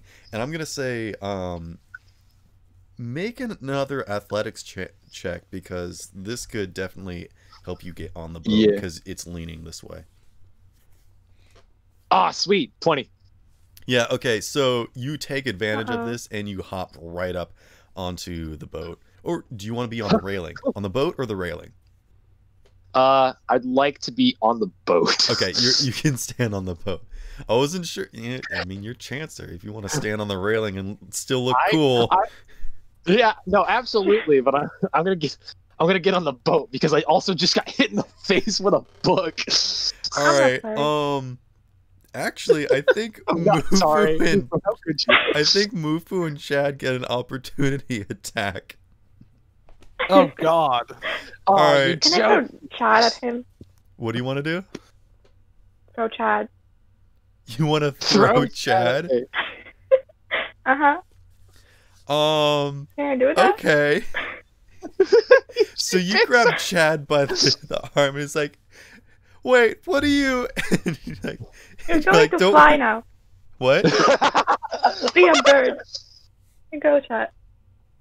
What would you register this? It's an unusual weapon, like. Oh God. Jeez. Wait, what am I looking at? Huh? I thought you said to look at a game chat. I don't know. No. So what are you doing to Chad once you grab him? What's this team attack you're doing? I pick him up and like say that he's going to fly now. He can be a bird. He can be free. And then I throw him. Wait, where are you throwing him? At the... Yeah. Off the boat? Wait, what? No, she's taking him and literally directly throwing him at me. Oh, okay. Yeah. Roll a strength check? Okay. I swear if she rolls on that 20. It's a 10. Yeah, okay. So you grab Chad, and he's not really willing. He was not, but he's like, "I was not informed of this plan." And you like start to whip him around. He's just kind of running circles around you as you like hold him at arm's length. And then you let go, and he stumbles and falls over into Mysterio. So I'm gonna need you to make an athletics save. Me? Yes. Oh my god. Chad has run into your kneecaps. He is prone, but I'm gonna see if you're prone too. It's 11. You know what? I'm gonna roll a d20. That's a 17. Uh, All right, so Chad and you are both just on the floor entangled together, and I I'm did gonna it. say that prohibits Chad from having an opportunity attack. He's like, That was pretty "Oh, creative." hello, come here often." Oh, for me? Jeez. Do I get an opportunity attack on Chad? No. Is that what it is? no, don't Oh, hurt shit. him. All right, it's Draco's That's okay. turn. I have to pee so How do I bad. follow this up? Can How I go far pee apart real are the quick? boats? Can we have like a 5-minute pee break? Yeah, take a 5-minute pee break. I'll be back. I'll probably be like 10 seconds, honestly. The You're bathroom's good. right here. You're Oh good. god. Fuck. What kind of circumstance is this? I jump off my boat, swing over there fashionably well done. I ram into the side of the railing. I get hit in the face with a book. I somehow accidentally get myself back onto the boat, and then you throw Chad at me, and then we both stumble and fall. Damn it. God. I'm Oh. in the worst situation, aren't I? Looks like I've Well- got myself in quite a mess here, haven't All right, I? I'm back. It Okay, depends on so, if people. it is Draco's turn. Yes. Okay, so how far apart are the boats, and how far do I need to move to get into a range of something? 15 feet? The boats are, I mean, they're pretty much touching each other at this point. I mean, they're kind of scraping. Wood splintering a little bit. Not too much damage is happening.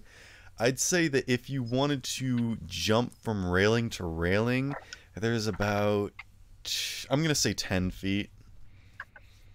But Okay. there are 3 boards that you can walk across, making an athletics check.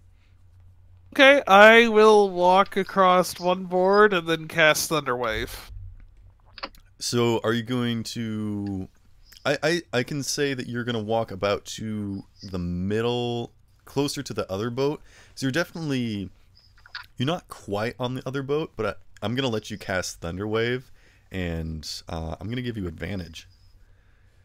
Ooh. Just because So of what the spell can do.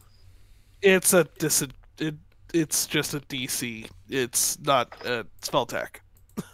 Oh, wait. What the heck is Thunderwave? Where is it? 15 foot cube originating from the Constitution saving throw. On a failed save, take 2d8 thunder damages, push 10 Oh. feet away from you. That's cool. If they save, it's a half as much damage as it isn't pushed. So I've got to make a saving throw for the entire other crew. All right. What's your God. what's your spell modifier, DC? 14. 14. Okay. That is a 9. So I think all of the crew is just like bunched up, and they were all helping to like lash the boats together and put all the boards out, and like the 2 guys that looked at each other like, I knew this badass was trouble, and you cast Thunderwave and they all go prone. They take 14 They take 14 points of what damage is it? thunder damage. Thunder damage. Oh my god, what? So they all just go like shooting. They're all knocked almost up into the air as they just go sliding across the ship, and they like start bashing into each other and like the mast and everything, and some of them actually almost slide off the other side but manage to keep themselves from sliding off the boat, and they are so battered and bruised. Some of them are even bloodied. Like they're all prone and they're all just looking at you horrified. Some of them look up to the captain like, I don't know. Darn, nothing dead yet. Darn, nothing dead yet, so I can't just get making a use of the bodies. Yeah. He's going for kills. I better stay away from that guy. And at this point, that one fighter that was close to Proto looks back and he's like, and he doesn't know what to do, and he slashes oh, actually, he's gonna take the opportunity, or no, the attack that Proto was gonna do. So Proto casts Shocking Grasp on this one other poor pirate that's on your boat. What does Shocking Grasp do again? I'm gonna look it up. So, melee attack roll, or melee spell attack, and then it does 1d8 damage if it hits. And if he's wearing armor, I get advantage. Yeah, so I mean, he's wearing like partial, like mostly leather, but there are some metal bits. It's kind of a hodgepodge of some. So go ahead and roll with advantage to hit. Okay. And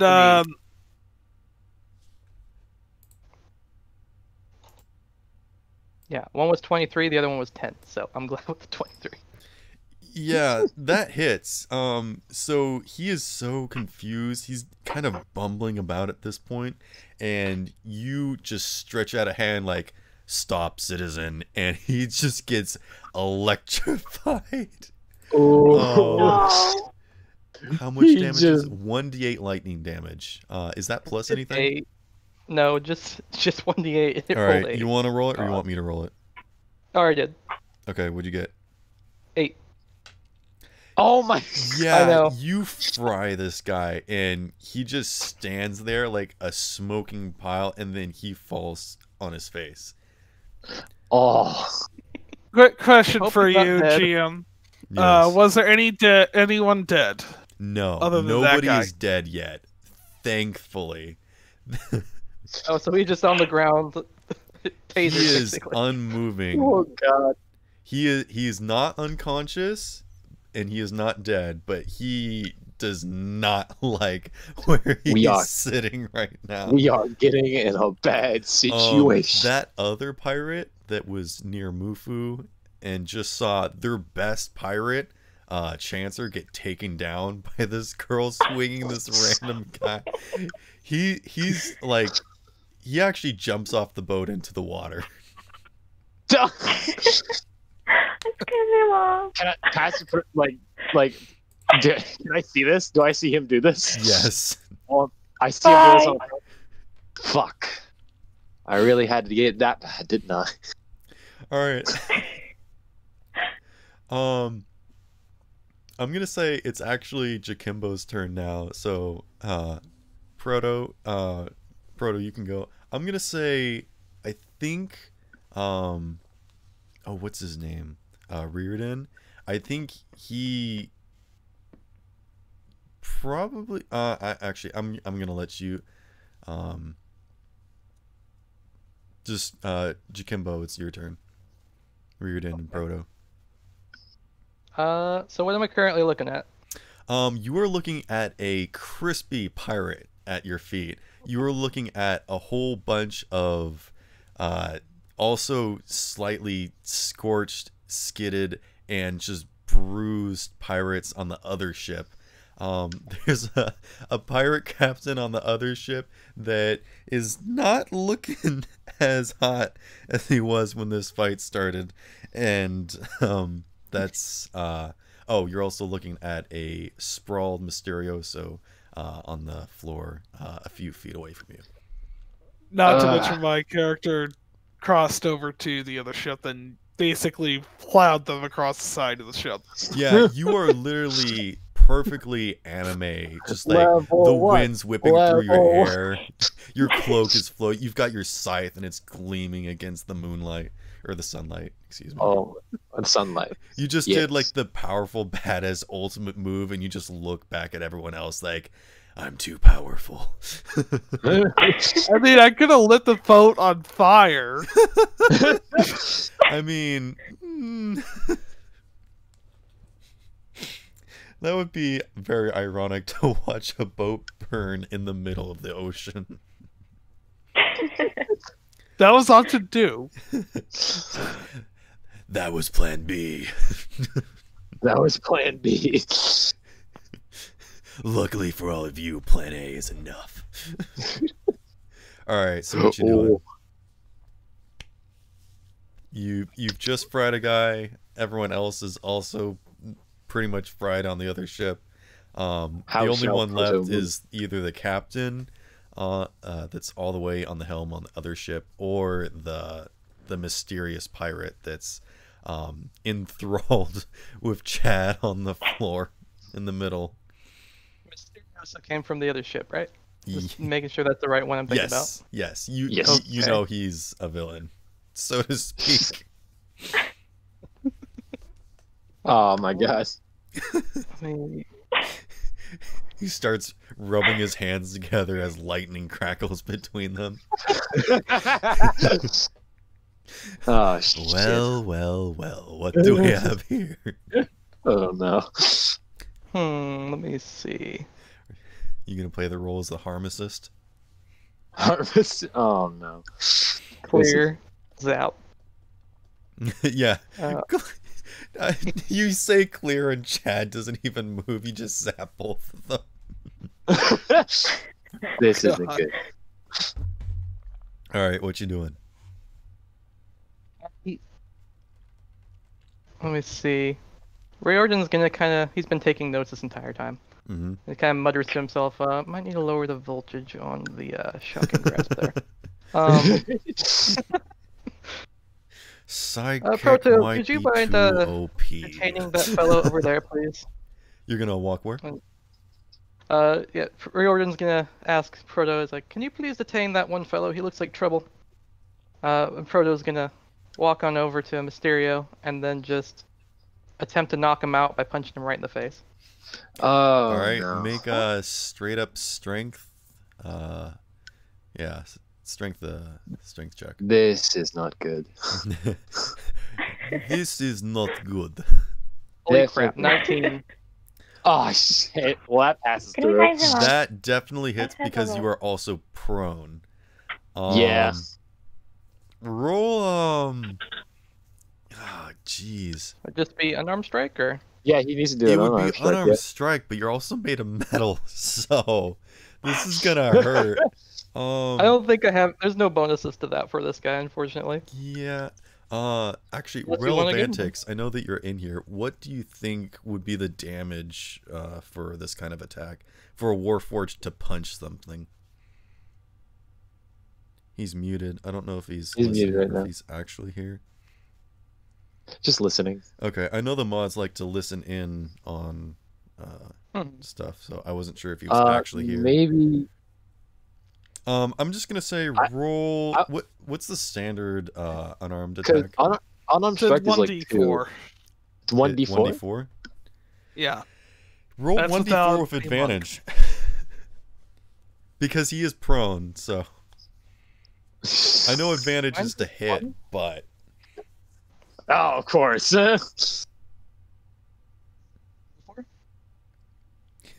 Chad's whispering in your ear like, shh. It's okay. I hate you. I think you're pretty cool. If you could get off me, I'd probably think the same of you. Oh, I'm No. sorry. I Say that. Do not. so what would you roll? You're probably gonna think I'm cheating at this point, but I rolled a freaking 4. Not even with it, though. Okay, so take 4 points of damage, Mysterioso. I am unconscious. That's what I figured.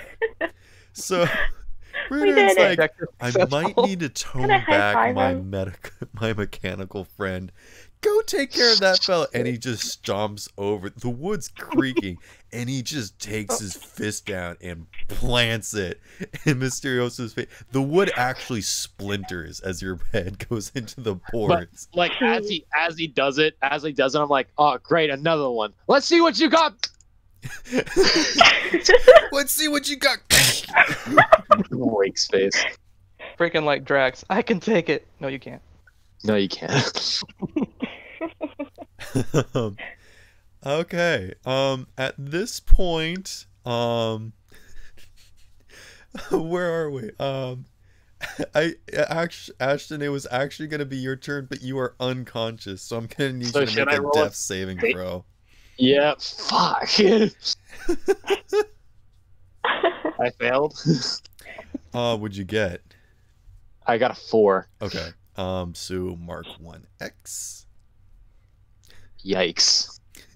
Well, he shouldn't be Yikes. dying. It's just unconscious, right? Yeah. Well, if he fails 3 times, then he's dead. Oh no, I did a. Oh, I was intentionally using the non-lethal combat one. Oh, so you're just gonna knock him unconscious? Yeah, So I'm just unconscious. I'll I'm say not doing that. saving Okay, throws? so you do not have to make any death saving throws. You are just unconscious. Okay. Well, okay, thank you. I mean, I think I should because I just got The punched with mechanical stands tall as literally a everyone metal looks fist. at him. I literally got punched with a metal fist, but we're gonna pretend like I'm okay. So Proto stands up He after just gently clobbering punched this you in the poor face. guy. Thank you. Everyone looks at him and he's like, I held back. He's Russian. Hell yeah. You are terminated. You have been terminated. He's just the Terminator. Let's not make him the Terminator. Okay. So at this point, it's the top of the order. Neko, what do you want to do? I don't know.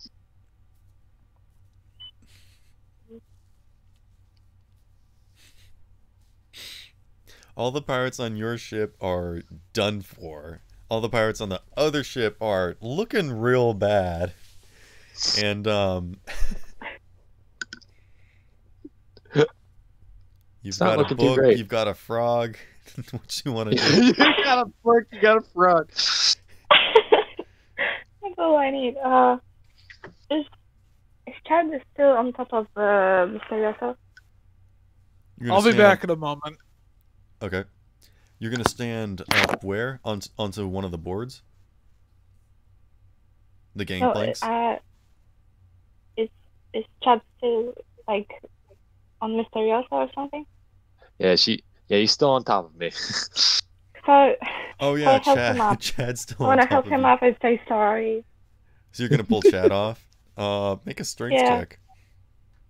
Oh, I'm gonna fail that. I mean, She's are you gonna helping help him, him up to his feet or She's, what? yeah, no, she's helping him up to Yeah. his feet. Okay. Just 7. Sorry about that. No, I you're good. ordered food, and all I heard was food outside my door instead of a knock on the door, as I told them to do. I'm gonna go get food too while I'm unconscious. I hope you don't mind. That's fine. Okay. So yeah, you help Chad up to his feet. It really doesn't take much. I mean, he stumbles and he's like kind of trying. He's another person, so he's attempting to do it as well. So it didn't take much to help him. He's just kind of stumbling, but like, whoa, wild ride! You guys are crazy. I'm sorry. I just had to do something. It's okay. It was really dope. I mean, I missed my turn, but that's cool. I mean, I'm just an NPC, so like, who cares? I care. You matter. What's up? We can be friends. So does that end your turn? You gonna do anything else? Yeah, Okay. I don't know what to It do. is the pirate captain's turn, and your captain yells across, and you know his name to be Strogan at this point. And he calls across, Marty, you're done for. Call your boys off, and we'll call this one a draw. And the captain on the other ship shakes his head. He's like, Not while the flag still stands. Man, I really need to signify these voices. And he slams his fist down onto the helm, and it starts to pull the other ship away from yours. But let's see. Roll. That's a 7. Yeah. The boats are still pretty lashed together. But the boat is starting to tilt away. I'm gonna need you to make an athletics check. Where'd he go? Draco. Yeah. I'm here. Yeah. You want me to do athletics? Okay. Yeah, because you're still on the gangplank thing. No, I got off the game. Oh, you did? So you're on the other boat? Yeah. Oh, okay. Uh-oh. It's not like I can't handle myself. Apparently. All right, so you don't need to make an athletics check. Actually, yeah, go ahead since the boat's tilting. Just it's not going to be much to survive. Oops. That's not the one I'm looking for.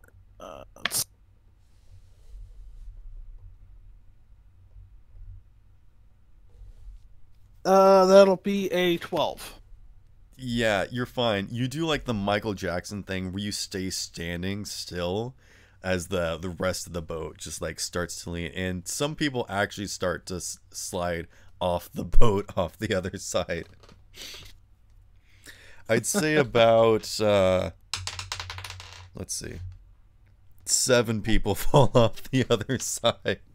So there's like, I'm guessing they're practically dead at this point. I mean, they're in the water and they can swim, but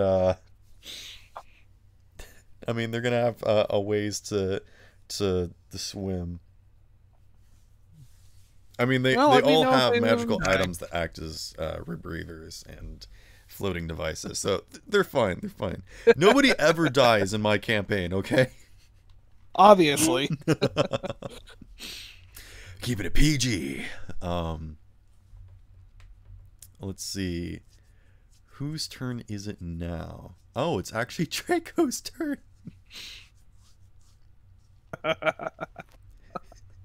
He laughs menacingly on the other ship. I'm not stuck over here with you. You're all stuck on this ship with me. So, most people are still prone. I'd say 8 people are still prone, and 4 people have started to stand back up. Okay, so I don't have any more spell slots left, so it's back to cantrips. You're just like, shit.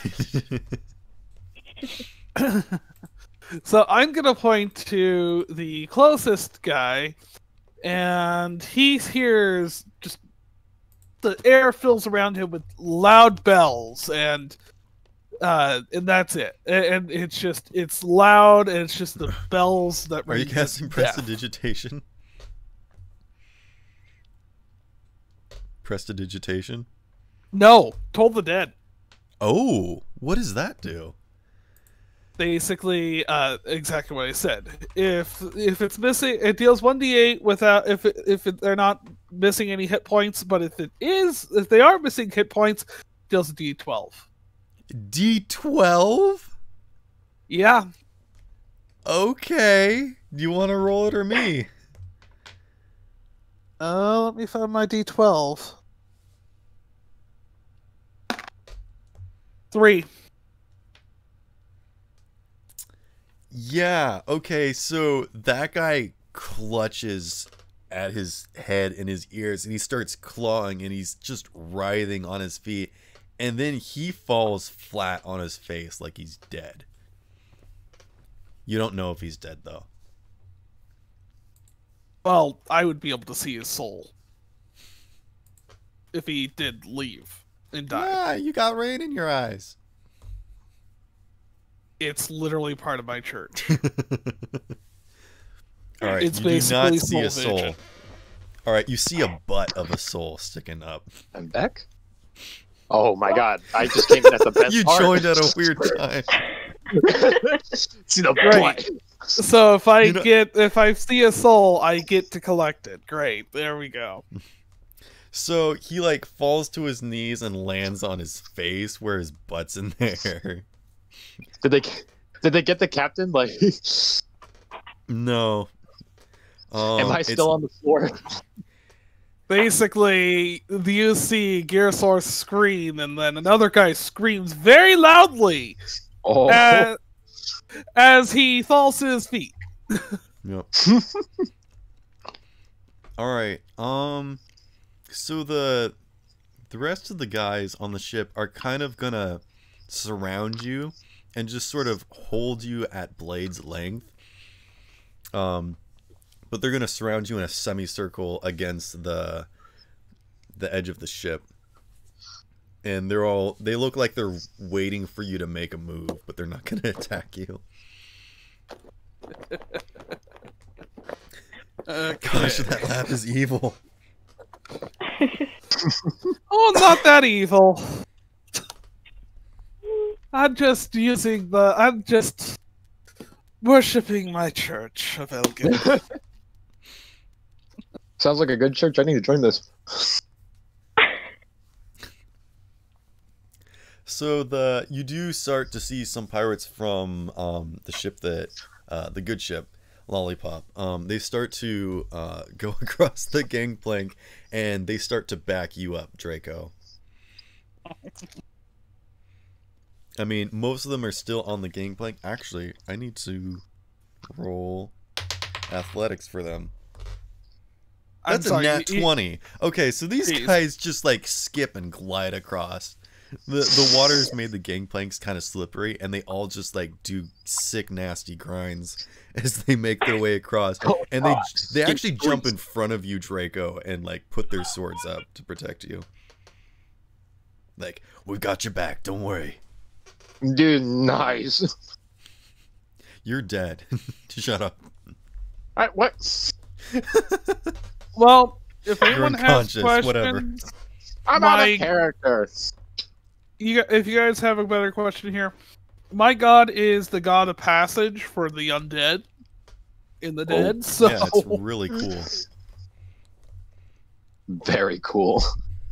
that's why I look for souls when I kill things. I've got the coolest god.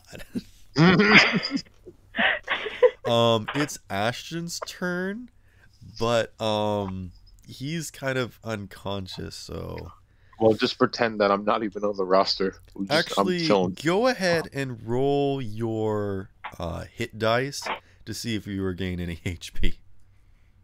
Oh. What was my hit dice? What are you, My hit- my hit fighter, dice is like wizard? D8, yeah. I'm a bard. Yeah, so it's a D8. Okay.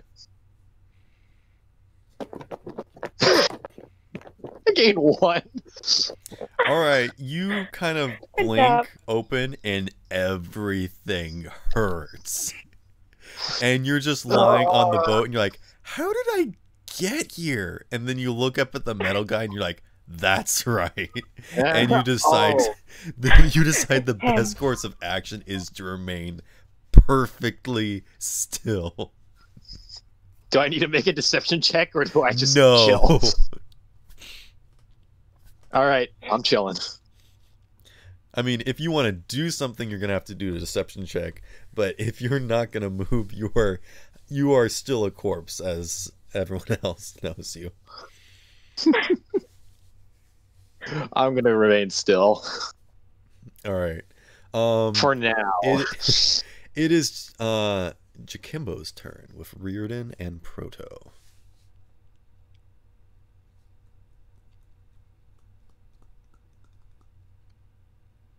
You there?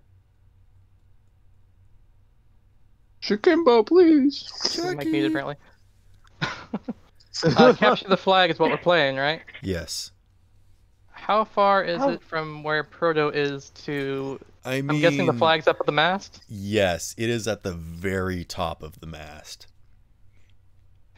is it to get to the ladder of the mast on the other ship? There are I forget what they're called, but there's basically the climbing ropes along the side of the ship, basically where the railing is, that leads up to about halfway on the mast, and then there are some climbing rungs to climb up the mast to the peak, but it's gonna be, yeah, not both suited for heavy metal guys, but you know. Fair enough. Then there are other guys surrounded on the enemy ship by swords, right? Yeah, but he's also got pirates from your ship backing him up. Basically, they tried to invade you, and now you've invaded them. How far away in feet would you say they are? They are, I'm gonna say, if you wanted to make your way across the gangplank, you could. You would have to roll an athletics check because it is very narrow and slippery. Did you say they're within 120 feet? Yes. Okay.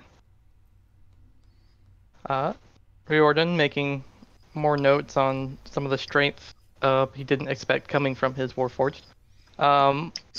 Says, why don't you try using your ranged abilities and help out that fellow's over there? And Proto will nod, raise his hand, and then make a ranged His face spell opens attack. into a blaster cannon. Yeah, Sorry. basically, you kind of see his hand kind of shift open, and you see some energy kind of flowing into it. Oh, like from One Punch Man? Kind of. Oh, that's kind of cool. So Alright, I need to say do that- a ranged what's spell that? attack. On the ground. What's he casting? This is going to be Chaos Bolt. Oh. Ranged spell attack, that's going to be the attack or spell plus attack bonus, right? Or 1d20 plus the attack bonus? Yeah. Yes. Okay, I'm just going to do it here. You hurl an undulating, warpling mass of chaotic energy at one creature in range. Make a ranged spell attack Shit. against the target. Okay.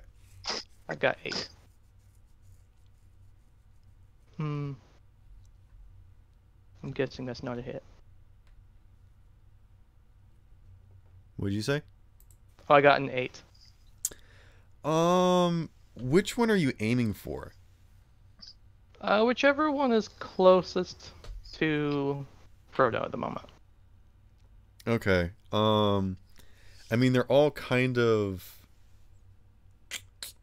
I'm gonna say there's one that's sort of kind of climbing up on the steps towards where the captain is on the stern of the ship, and so you can kind of see his head popping up, and I'm gonna say I'm gonna roll just because there's so much movement going on. That's a 0.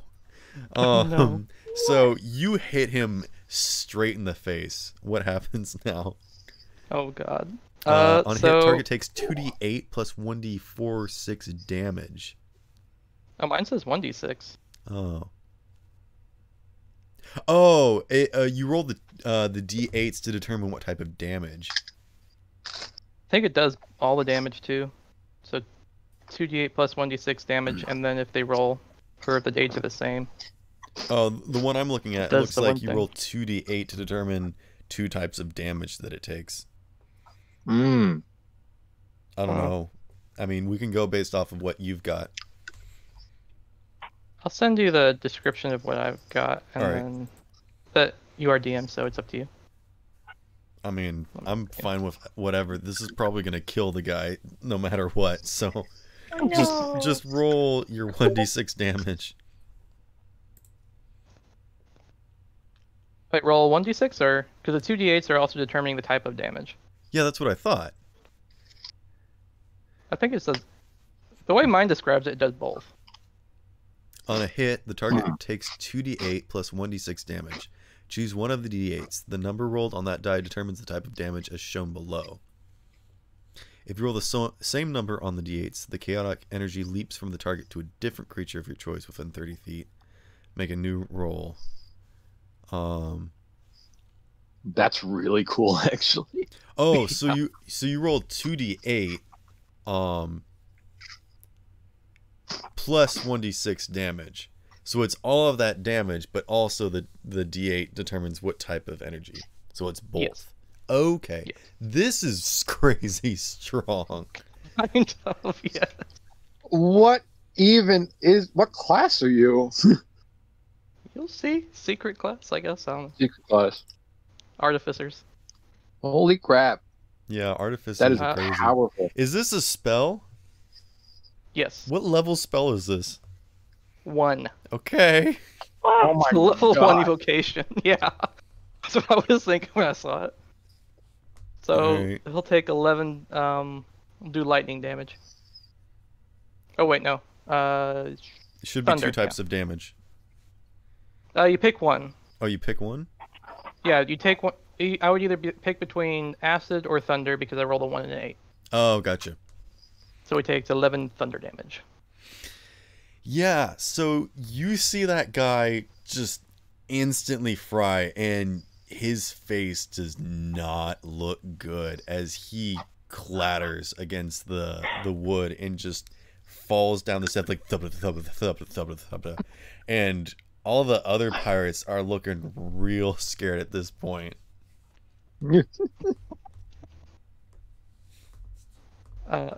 And Yeah, Riordan's gonna take furious notes going, really gotta lower the power. You really gotta lower this damage. It's a little too abrasive. like Okay. you don't even see the whites of his eyes. That's how black his face is. Oh, His face is just like singed shut. Oh, jeez. That is well, that is that's my scary. turn. So Barty, which is the captain of the other ship, he yells like, "Oi! I thought this was friendly encounter. What you doing? You trying to kill my men?" And Strogan yells back, "You're the one that attacked us." And that's when the ship that most of you people are on shakes, and you hear an explosion from below decks, and everyone looks concerned, and everyone make an investigation check, actually history check. Fuck. 16. Ashton, you roll with advantage. Oh, I do? Oh, Yes. fuck. What Thank are we goodness. doing? A history check. Oh, okay. I got Oh. 17. 9. What everyone get? I got Okay, I got 17. 16. Ashton got 17. Who got it? Draco, what'd you get? 9. 9. What did Reardon and Proto get?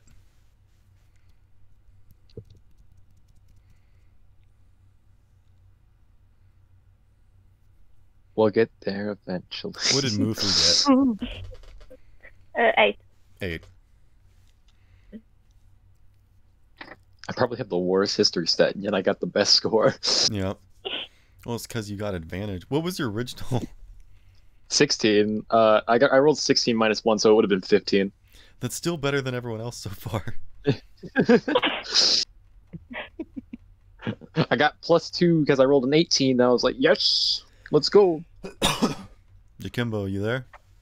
Oh yeah, 16. Okay. So Mufu, you've kind of only ever heard stories about this.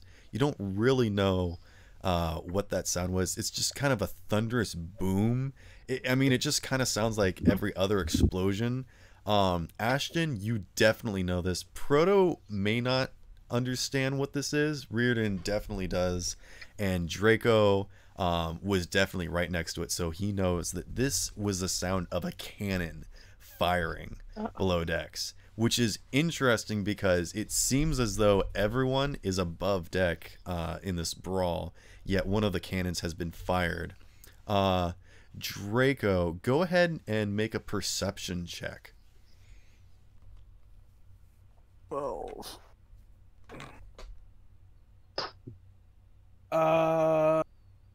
25. Whoa! 25. He's got Okay, the yeah. eyes. So you peer down over the edge of the ship, and you can see that there is just a massive hole in the side of the ship that you were traveling upon, as one of the cannons from below deck has just fired a shot through, and you can actually see the cannon going through the other side and making a splash behind Reardon as Reardon falls through the floor. Frick.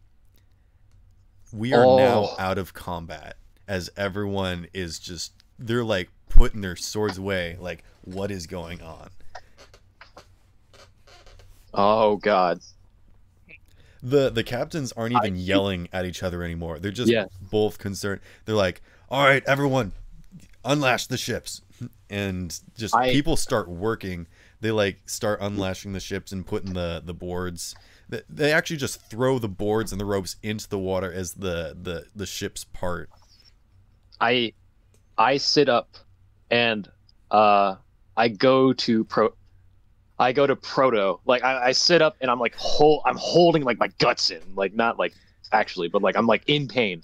I go to Proto and I tell him, like, that's your friend, wasn't it? We should help him below deck. Without even responding, he's gonna run down into the hole where Riordan fell through and just jump down and go chase him. You're gonna jump down into the hole? Well, does the hole go below decks or is it off the ship? No, it goes below deck, but you're... Alright, make a strength check. Oh, Strength check? Oh, shit. You are quite heavy and you're jumping down onto a wooden... You're gonna pick up a little bit of a little bit of momentum there. Yeah. Yeah, he's like 290. Just a little bit. Just a little bit. Me in the face! What the heck? 16. Yeah, okay. 16. So you turn and you just kind of swat Mysterioso away. Not enough to hurt him. Actually, it'd be kind of funny if you just whack him and he's back down again.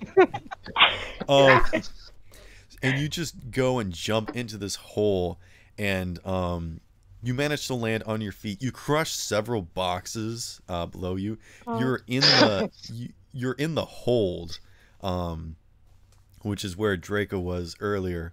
And you just see a whole bunch of... You can see the hole where in the side of the ship where the cannon came through, and out the other side, you do not see Reardon anywhere. Make an investigation check. Like, you would have jumped right on top of where you thought he would have fallen, but you don't see him. So make an investigation check. Okay. 19. Ooh. Yeah, okay. So you just start throwing boxes and debris, just like searching for him, and you do manage to find him. He is impaled on a large piece of wood. Oh Jesus. And he's looking up at you, and you can see the light is still in his eyes, and he's just barely holding it on. I look to Mufu, and I'm like, all right, hey, Mufu, can you come help me get down there? You're gonna have to make a persuasion check. You are the person that attacked her. As panicked as Proto can look with an expressionless face, he's gonna attempt to cast Mending on him as a cantrip. Okay, you do realize that Mending doesn't work on organic. He doesn't care. He's just attempting. All right, go ahead and cast Mending. Yeah, it's just desperately trying to cast on him. It's Oh. supposed to like repair small breaks or tails and objects. That's the best healing he can do. So you can see does nothing, Reardon though. kind of smile, and he holds out his hand towards you. Some of the wood in the ship actually just kind of puts itself back together. And that does sort of pull some of the wood out of Reardon, but it also shifts him, and he's definitely in a lot of pain, and he's not going to make it. But as he touches your face, he smiles, and he realizes that despite like how overpowered you are and how brutish you may seem, he realizes that he knows that you're a good person and you're trying to help. He can't say anything, but Assuming I'm seeing this. I'm rolling. I rolled persuasion. Yeah, man. Draco. Actually, you can see this through. The ships have pulled away, so you're on the other ship, but you can see through the hole. You can watch as Proto and is spending time with Reardon in his last moments. Well, I assumed I would have gotten back on the other ship if we pulled apart. I mean, they pretty much just undid the ropes and threw the boards down. None of the pirates crossed back over. Okay. I take that back. The original crew does cross back over as quickly as they can. They kind of scamper and they just leap and just kind of grab on as best as they can. So I'm gonna allow you to make an athletics check. Not even at disadvantage, unless you want to do something special. So you get back across. No, I was actually just gonna go down there and talk to him, and use my part of my religion as assuring Proto that I will help Reardon, guide his soul to the afterlife. Yeah, I'm gonna say that because you saw the damage first. You probably already rushed back over before they even started unstrapping. So I'm going to let you go down into the hold with Proto. Do you jump down or do you go down the stairs? I will take the precaution because I am not the most athletic thing in the world unless my dice says otherwise. You rush down the stairs and you can see Reardon's spirit is slowly starting to drift away from his physical form. Can I get myself down there? You can, but I mean, I rolled for perception. I rolled a 15 to ask Mufu to help me down there. That's not perception. It's in persuasion. Persuasion. Sorry, my bad. I rolled persuasion. I got a 15. All right. Mufu, he's telling the truth, and despite all the misgivings that this person has done to you, you feel like you can trust him. Okay. Can you help me down? I don't know how though. Just give me your shoulder. Walk me down if you can. Okay. All right. So we walk down. Do we see this? We see this happening? You Take me to him. Proto just standing perfectly still as Draco is doing this, whatever he's doing to help the soul pass on. Basically, I'm waving my scythe over to collect the soul. As it glows blue along the blade, I have to drop souls off at the next graveyard, basically. Hold on. No. Is he dead? Oh, shit. Yes. Reardon is... Fuck.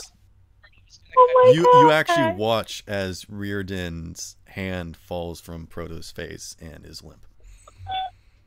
No, that's fine. I don't like that. That's horrible. That's horrible. His eyes are gonna kind of shimmer with light a little bit. Take me over to them.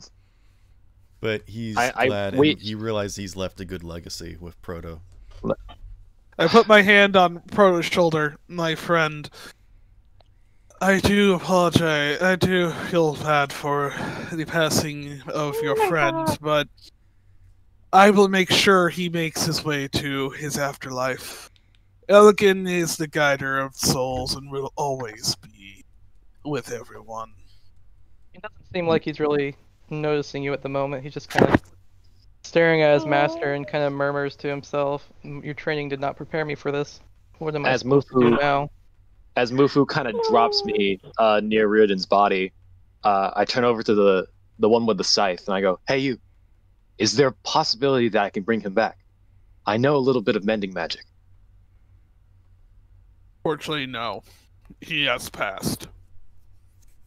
Fuck. This wasn't supposed to go this way, and it always goes unplanned. What is your name? Roxy. And Roxy. you see the good sized little bone liver dragon, and this is Gilsorth. A dragon. While you That's are all not getting interesting. acquainted, there are people like scrambling around the hold, kind of trying to keep boxes inside and patching up the holes, as water is sort of not rushing in, but sloshing in as the waves are Oh, getting like a real drown. high.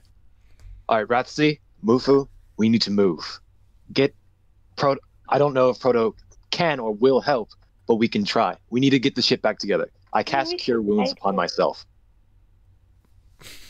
We I'm need to gonna fix the we need to fix the ship. Hold on, let me cure myself. Yeah, well, yeah, because I have to get. Oh, he I have to. can help. I need to walk in order to All right, fix the cast ship. cure wounds on yourself, you big baby. Yeah, gee, what do you, I have 1 HP. I need to be able to Okay. walk. I needed Calm help down. getting down here. All right, Just I'm do basically. it. All right, I rolled a 6. I rolled a 6 plus 4. I got 10. I have all my HP back. Cool. For now. You're just screaming at this at the heavens, like, "Stop judging me!" Stop! It's like Deadpool. I'm breaking the fourth wall. Stop touching me! All right, I stand back. I stand back up, perky as ever, and I'm like, all right, get to the move. We're gonna need wood to cover up that hole. I start moving Frodo is around. gonna kind of slowly lift his creator's body off of his off of the wood impalement.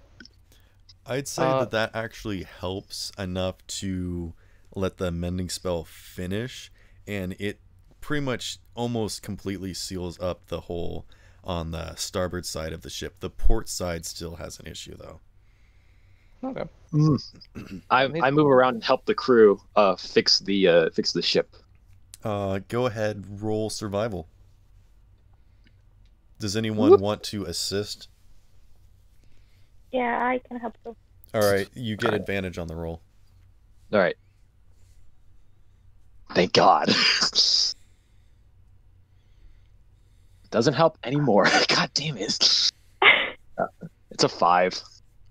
Yeah, so you're more of the like swashbuckling, sword wielding sailor. You've never really experienced this kind of thing before. You kind of start taking some of the pieces of wood and you're just kind of holding it while you're waiting for someone to nail it in place. Mufu's also doing the same thing, like. But hold on. Yeah, that's an 11. I'm going to say that that's enough for the crew to finish patching up the hole. There is quite a bit of water in here, and they start hurrying it up the stairs in buckets. Okay. And Proto's Can we just assist them in that? holding his master's form. He's gonna lay him down and In on the water? ground, and then In the water. oh wait, is there any surfaces he could lay him down on, like a raised surfaces? You could set him on top of some boxes. Okay, yeah, he sets him up The there, box and is then crushed. he kind of holds out his hand, and his palm opens up with a little weird mechanized thingy that pops out and starts cleaning him up, or trying to clean up the body a good amount. Basically the same effect you would see with prestidigitation. Okay. That's fine. You can do that. Hmm. What's everyone else doing? As I would assume, me and Mufu are kind of just like helping the crew, grabbing buckets and like shoveling the water out for the most part. All right, roll athletics, yeah? both of you. Oh, okay. I'd be assisting with the crew and dumping buckets. All right, go ahead and roll athletics as well. 5. Yeah, you're also just kind of a skinny boy, and you can only kind of carry one bucket, and you're sloshing a lot of water as you do so. So apparently I'm a very athletic wizard. 16. Oh, you're a flip wizard. Awesome. Okay. So you grab buckets in each hand, and you just like glide up the stairs, and you're dumping them. Is anyone smart enough to start a train just passing buckets? Nobody? Okay, cool. You're each just you keep running into each other as you're going up and down the stairs. Yeah, because I was gonna say, guys, my intelligence is 8. I don't think I can help you on that one. Alright, I think the captain yells at you like, alright, you landlubbers, you gotta work as a train, and then you start shoveling the water steering out. the train. And you get the water out and everything's fine. Great. And as you're dumping the last buckets of water, you actually see the sky break open, and the sun is shining so bright, and it's never felt so good. You're sweaty, tired, beaten up, and just, well, some of you, not everyone, I guess. Well, I'm completely fine now because I cured all my wounds. And as the sun just shines down on you, it feels so good to get the water from the rain and the washing sea, and you can almost feel just it's kind of sticky because of the salt water, but it just feels so warm and welcoming to feel the sun. And you turn and see as the front of the ship points towards this landmass of just hills that are covered with green, and just like a grand just expanse of land that's just so tan and sandy yet so smooth stone. There's just like outcroppings, and like you can see that there's some of it has been crafted, but there are also just natural homes where people have set up shop, and there's all these different intricate workings, and it almost looks cobbled together like it could fall apart with just a single windstorm, yet it also looks just so sturdy and strong and resilient to the weather, as if it was actually designed perfectly to withstand the weather and flow with whatever it takes. And you see just this big it's not even a town to describe it as such. It would just be this giant bazaar that's just along this entire coastline, and jutting out into the water is thousands of docks that there's almost more land on the water with all these wooden structures than there is on the seashore. And you hear the captain call behind, "Land ho!" And that's where we're going to take a break. Aye. Heck yeah. That is the end of chapter 1. Chapter 1. Actually, chapter 0. I like that. That was the prologue. I really like that I checked my earrings to check and see if I was okay. And then Mufu just still didn't recognize me, smacks me in the face with the book. I even, after the situation's over, I call her by name, and she didn't question anything. He's just stupid. Shut up. Well, to be perfectly honest, she was getting raided by pirates, so... She was getting raided by pirates, but once everything was over, I called her by name to ask me to help. Get me down to the lower deck to help that guy. But well, I mean, I'm sure the other people on the ship know her name and called her by her name, so yeah, but I'm not just wasn't thinking of it at the time. I just ran into the side of the railing. I'm not part of the ship. Well, in all the commotion, I'm sure it's easy to get confused. Sure. Yeah. Fair enough. You're not memorable. Deal with it. Oh. Makes sense. I can barely lift the bucket. In-game ego. My ego is so high. Goodness me. What's it? All right. So, what did everyone think of the prologue?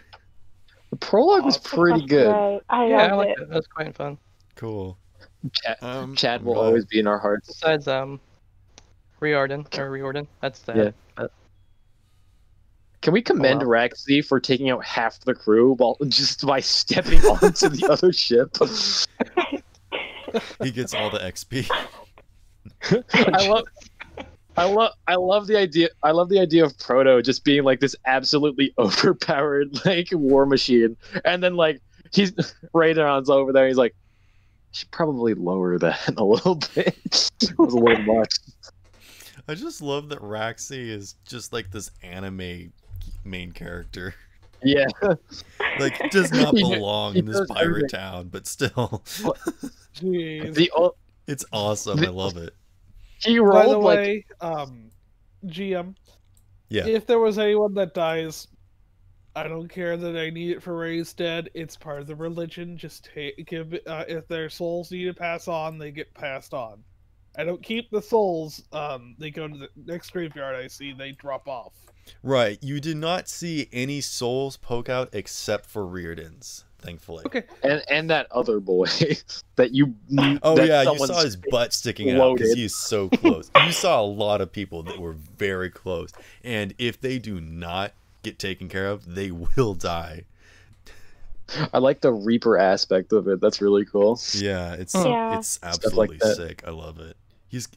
This is what I mean. All of you had like such Yeah. really cool character I'm- designs. I love them. I'm glad that Proto only made me unconscious. I was just like, wow, I'm just dying first, but not. I don't even make it past the Dying. prologue. You didn't even make it on the ship. Let's be honest. Can we commend? He got killed by friendly fire, essentially. Wait, does Mufu have a weapon on her? Like, what weapon does she have on her? She has a bow. She has a bow. All right. Jeez. Yeah. Well, I commend that for creatively taking your book, smacking me across the face. As I get on board, you throw chat at me. And then it's- She could have have- stabbed you you have with an to- arrow. I Be didn't want to like thankful. actually hurt you. impressively throwing chat at me. I was just like, I think I'm fine with this because that takes away his opportunity attack, and I already persuaded Chad to like me, so it's fine. I'm in It's my just church. you're just so cool. It's okay, you're cool too. God, there's that. That needs You to be a referred to me poster now, like an inspirational poster. You're cool Yeah, too. you're cool too. You referred to me as he, and I was just like, I am female. I'm Oh, that's currently, fine. right. Well, whatever. yeah. It's fine. I forgot. Yes, it's fine. It's whatever. No, they're gonna leave Shit. the campaign now. Yeah, it's over. I'm done. I don't care. No! I failed as a DM. I didn't mean to.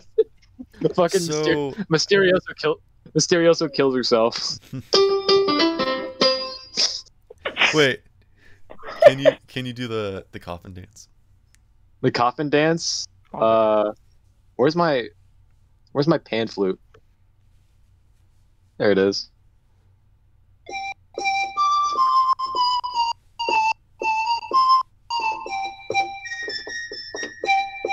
Oh no. There we Stuck in my go. head all week again, damn it. My lucky little pan flute. He's just I gonna be probably should've following just showed Drake her the around pamphlet. playing that song.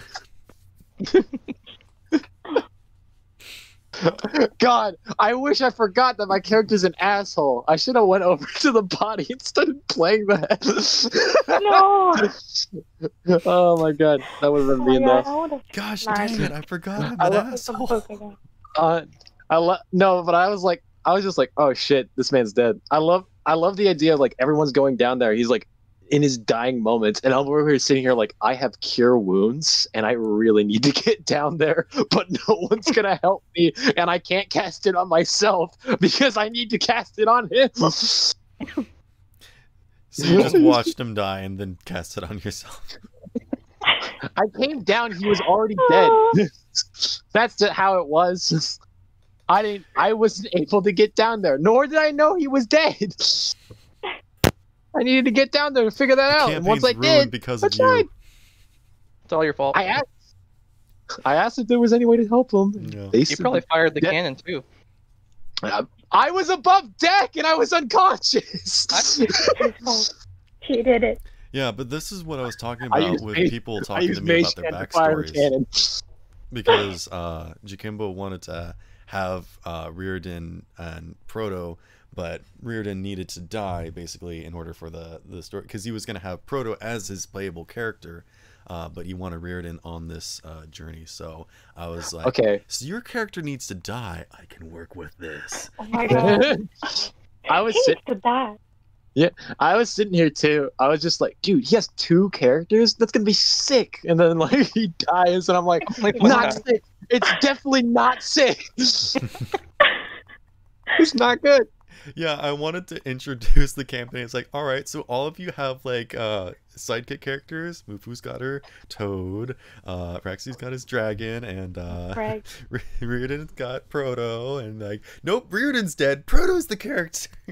Proto's the character. Y'all better watch It was- out. You're gonna be playing your dragon and your frog soon. Yeah, no. I mean, he's already dead, And so. then it's just me and Proto. If I lose my frog, I'm gonna get a squid. Oh, you'll be the frog. Protect the frog. Everyone protect the frog. Protect But Greg. I love his name is Greg, and it's very adorable. I love him. I liked it at the beginning because as they like characters were being described, it was just like Mufu has her frog, Rathi has his dragon, Raydon has Proto, and I was just over here like, damn, I'm just a loner. I got my knife. That's what I have. Well, Yeah, that's Proto what I is thought was the doing it. best part, was that the bard was the only single person. I'm a player. I come and go, man. I can't keep one around with me. That's I've too gotta much keep my baggage. strings unattached. Yeah. It's what the knife is for. I cut the string. Jeez. I was so hoping you would crit fail on that. I'm glad that it happened because I was just like, yeah. when it came It's when it so came to the good. swing, I when could it came not to the have swing, it was planned for great. that. It was beautiful. The amazing because that was the plan from the I get-go. was gonna let was you to- go. Yeah, Then I was you the plan crit from the get-go failed. was I was like, well, this is happening. just gonna unsheath my rapier. I was gonna fight off the crew single-handedly. Then I Mhm. just ram into the side of the ship and get punched with a bush. Just stab Mufu to death. All right, cool. I was gonna stab Mufu. Yeah, I wouldn't you'd- have attacked. She would be her. the No. one person that you wouldn't attack.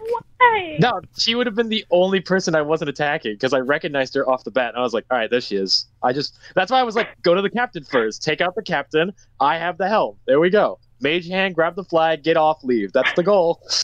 I thought you would have like fought Mufu to make sure that no one else like attacked her too terribly. You would have gone easy Well, I on her. couldn't attack her because I Use slammed bardic into the inspiration side of on her as you're fighting her. Yeah. Just like I like to imagine I use vicious mockery and bardic inspiration at the same time. I'm fighting her. I'm just like, you fight like a girl. You're doing great, sweetie. Don't worry. I am a girl. What the fuck? The best part is we're both girls in that scenario. Oh my gosh, you're right. You fight like a girl. Oh. You're a girl too. That was my excuse for not being able to do any of the wood. I was a woman. It's not my job. It's men's work. That's what I told Mufu. I was just like, just let them hammer it in. We're the women. That's their job. My Don't goodness. let them do anything. All right. So is everyone ready for the next section? Do we want to? I mean, it's been 3 hours. Do we want to take a break? Get any food? This is our. Personally, I have nothing else to do today for a while. I'm gonna go use the bathroom real quick, grab a drink of water, and then I'll come back. And then I say we start. All right. I will right, also refill water. I'm pretty much settled. All right. I'll be right back. Just a minute. Okay, Later. Same here. I'll be right back.